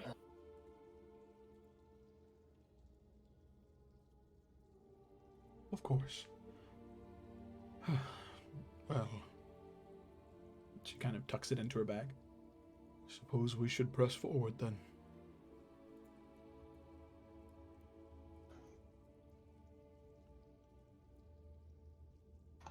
I look around this room and just kind of see what was its purpose, maybe. At one Yeah, point. it's like a walk around, illuminate it. Yeah, here, let me just drag the torch around here. Yeah, that'll be good. Sort of like a bumbling. Oh, this is a big one. Yeah, so you can see that this room was probably at one point in time some type of great hall. Okay. That is, you can see that it is completely surrounded by stone. You can see these great columns, and up here at the very top, you can see this throne sitting that would seat probably a creature as large as the ones that were in this room. And you can also see that along the sides of this wall there are murals carved into the stone. The murals are exactly the same on each side of the wall. Almost insanely so, as they're obviously carved from stone, but whoever made these, their craftsmanship was impeccable, as they were able to really truly match the artistry on each side perfectly. As you look at them, you can see the murals tell a story. On each side, exactly the same. On the very bottom, over here in this bottom corner right here, you can see there is a large mountain stretching all the way up past the clouds. And next to the mountain, there is water. And you can see on that water, those rolling waves, is what looks to be almost an entire fleet of long ships, very similar to Bianca and Ashima and Poe that you would have read about that would match the style of ship from Jormungandr. Same ones that Balin would have used with his crew. And you can see them sailing across those waves. You can see in the very middle of the mural here, there is another mountain. But this one, at the very center of it, there is what looks to be a fire or a flame of some kind. And you can see that there are hundreds of people surrounding it, kneeling. And then, in the very last one, right here, the final third, you can see what looks to be pine trees surrounding these large keeps. And you can see that stationed on top of what look to be ramparts or towers, there are tall individuals. You can see that carved into them are the tattoo markings of a Goliath, and all of them, you can see, carved into the stone, have long hair. You can tell, not bald, but there's hair, whether it be braided hair or long beards. You can tell that they're there, but you can tell Goliaths because of the carvings of the tattoos. And you can also see that on the outside of that forest, there is seemingly almost like these tendrils of just blank canvas that are moving towards that center part. And that is the final third of the mural.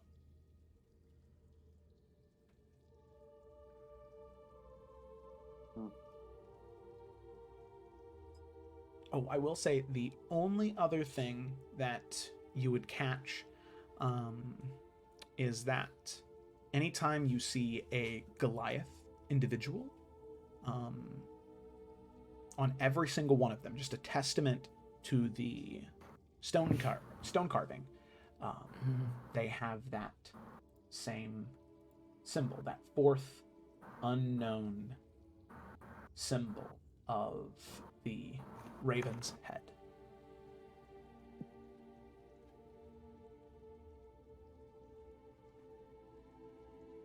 You can see Keothi, especially in this time, is just sort of walking up and down the mural, just feeling it with her hand, tracing it over the edges, feeling the each individual line and crack and crevice and crease. And I will say you can see with the third one that there are cracks that start on the ground and just split up and almost consume parts of the final third of the mural.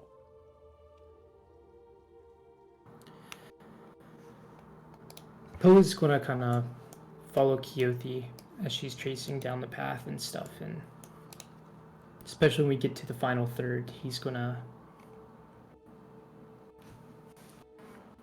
Do you even know what any of this might mean? Well, and she moves back towards this other end, and she says, I do know what this is. She traces her fingers over the mountain and smiles a little bit. This is home. Cuindelar, the Hearthstone. My home. She places her hand on the mountain. These ships look to be of either the Council or of the Fractured Ones.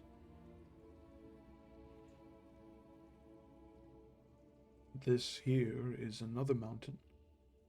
There are many mountains in the world, but one with a fiery hearth at the center. And this is a forest. Keeps constructed. Freely, not in the mountain, but freely surrounded by pine trees. Could be here. Could be the wilds. Could be Tarkir. Could be Thrall or Afera, even.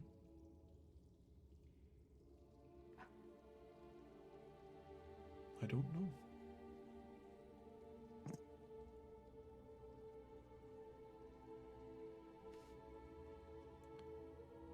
But these are my people, leaving the Hearthstone, going somewhere, and stopping somewhere.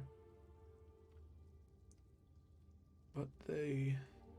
You can see as she gets to the end, sort of tracing her fingers around some of the Goliaths that are pictured there. Especially around the head, as if she can almost feel the strands of hair carved into the stone. They are like me.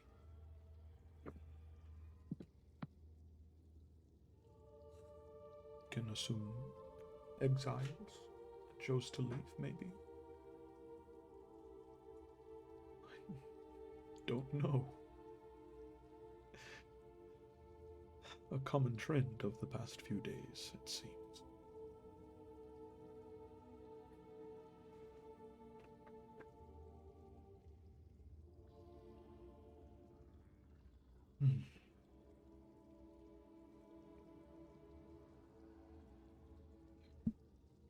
She kind of moves around the corner here and begins to look around in some of these rooms. And all of you who come to investigate the rooms, you can see that any of the ones on this side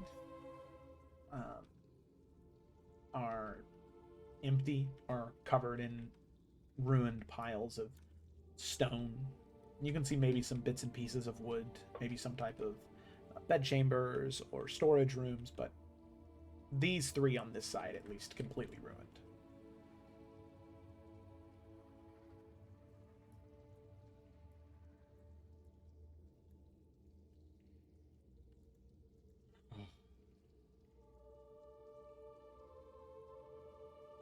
Well,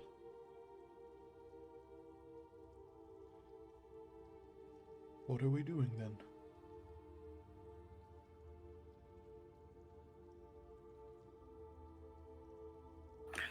Just a quick out of character question. Yeah. Do we have to find 3 or 4 of these runes? There were 4 4. sigils on the door. Okay, cool. Yeah, I thought that was the case. You're good. Wanna You're check. good. Yeah. Do we need to rest again? Or should we just keep going? That's a really odd. Sorry. I think Luthius was right. We've attracted far too much attention. We should keep moving.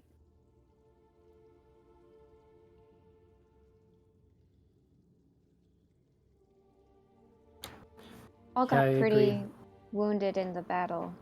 I know I did, and Cecily. I'll be all right.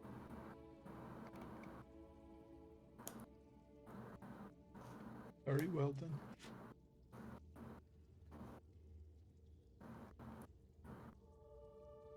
Okay.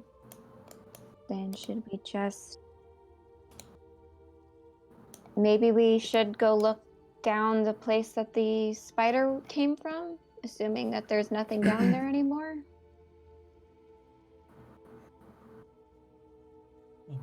Yeah, there's a little tunnel back there. We could start there if we wanted. Well, not wanted. It's the wrong fucking word, but you know what I mean. Okay. Here, I'm gonna move everybody together. That way I can move everybody all at once. Whoa.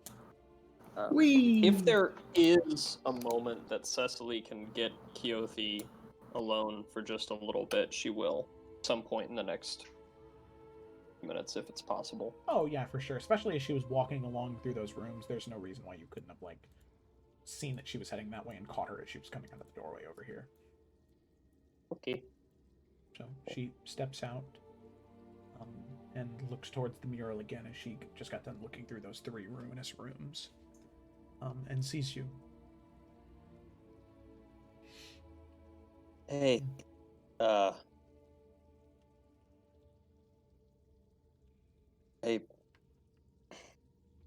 guess I just wanted to say something before we moved on.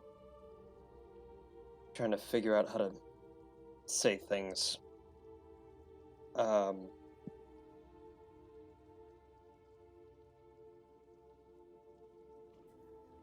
Look, I didn't even really know what the word oath meant until I met Ashima. Like, actually, just didn't know what that word meant. And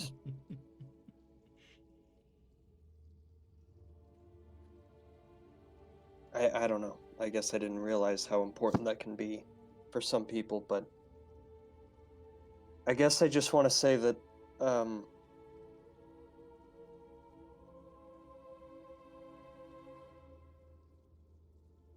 you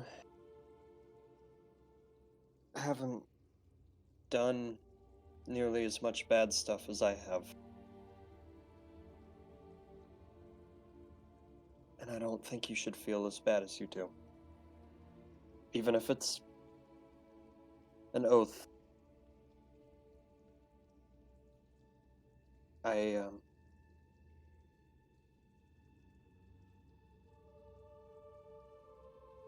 understand. It's like, yes. You just sort of lose control and hurt somebody.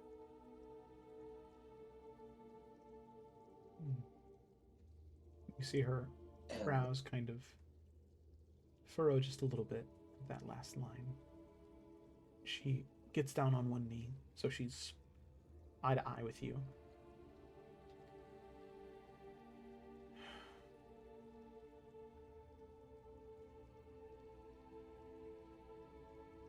You know, the person. We do what we must to survive. And to protect those that we care about. And I promise you, Cecily, regardless of what harm you might have caused someone,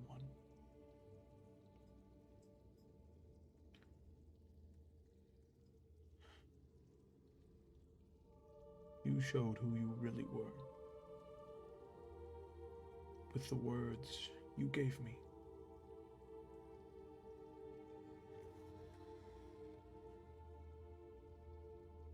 Thank you.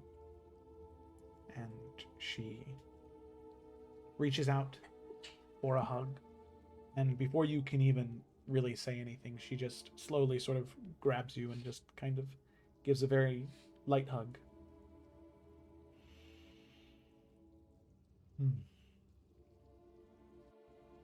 Pulls away her massive hands on your shoulders.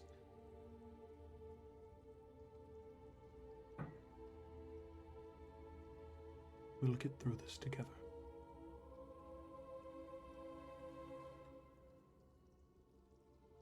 Yeah. She puts one of those large hands right up against your face, kind of cradling your head. Gives it a small tap and then pulls it away and stands up with her hand on your shoulder. She gives it a small rub And then says, "Are you ready?"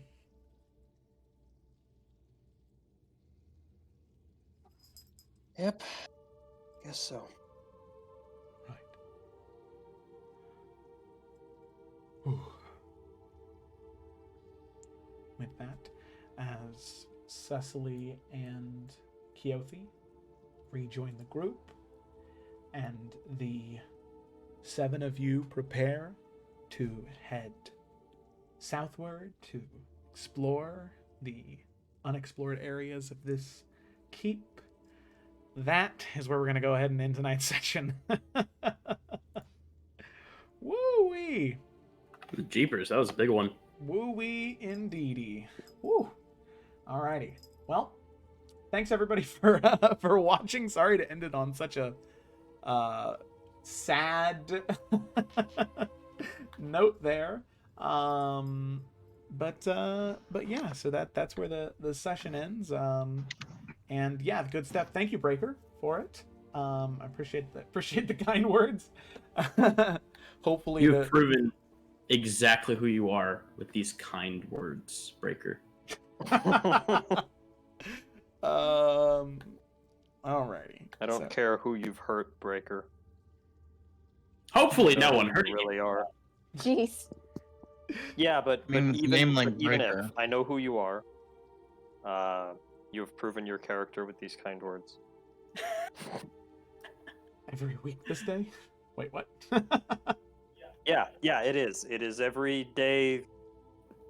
No, it is every week on this day. Yes. Yes. Oh, that yeah. is- I see now. Okay, yeah. So every Tuesday, starting at 5:30 Central Daylight Time, is when the Salamander Central Standard Time. Central Standard Time is when Salamander Coast happens. The Explorers of Afera is 4 p.m. Central Standard Time every Friday, and the Isles of Iverion is 3 p.m. Central Standard Time every Saturday. I run all 3 of the campaigns.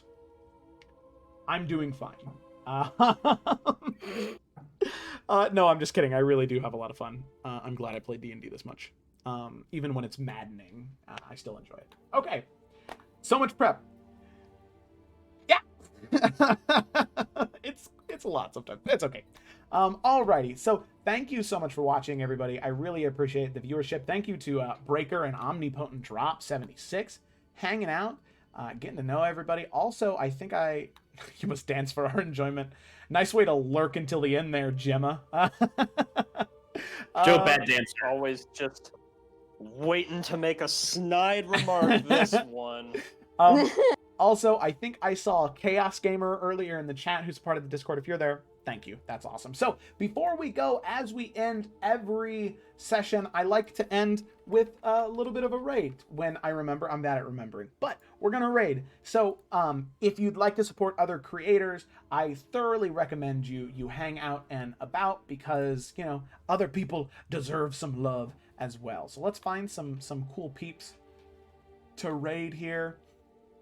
Let's see. And you know what? Oh, hey, actually, we've raided Talonclaw before. Well, maybe not somebody we've raided before. See, these people are playing Neverwinter. Oh gosh. Okay, and then I got trouble over here just trying to knock everything down and destroy me. Okay, let's see. Oh, there's us. We don't want to raid ourselves. Let's raid us. Okay, here we go. I like these. Oh, I like these people overlay. Turntables, RPGs. Right? Oh, yeah, they've got cool stuff there. Ah, cool. Heck yeah, man. All right, cool. Let's do it. So, with that, let me go ahead and pull up the stream manager. So thank you so much for watching, everybody. Please hang about for the raid, because like I said, these people seem pretty cool. So Turntables Spread the RPG. love. Yes, let's give them some love. Support because small business. support small businesses. Shop Yes. local. Shop local. Alrighty, thank you so much. And in 4, 3, 2, 1, we are going to raid. So thank you so much. And I cannot wait to see you until either next Tuesday, Friday, or Saturday. Farewell. Raiding. My voice is gone.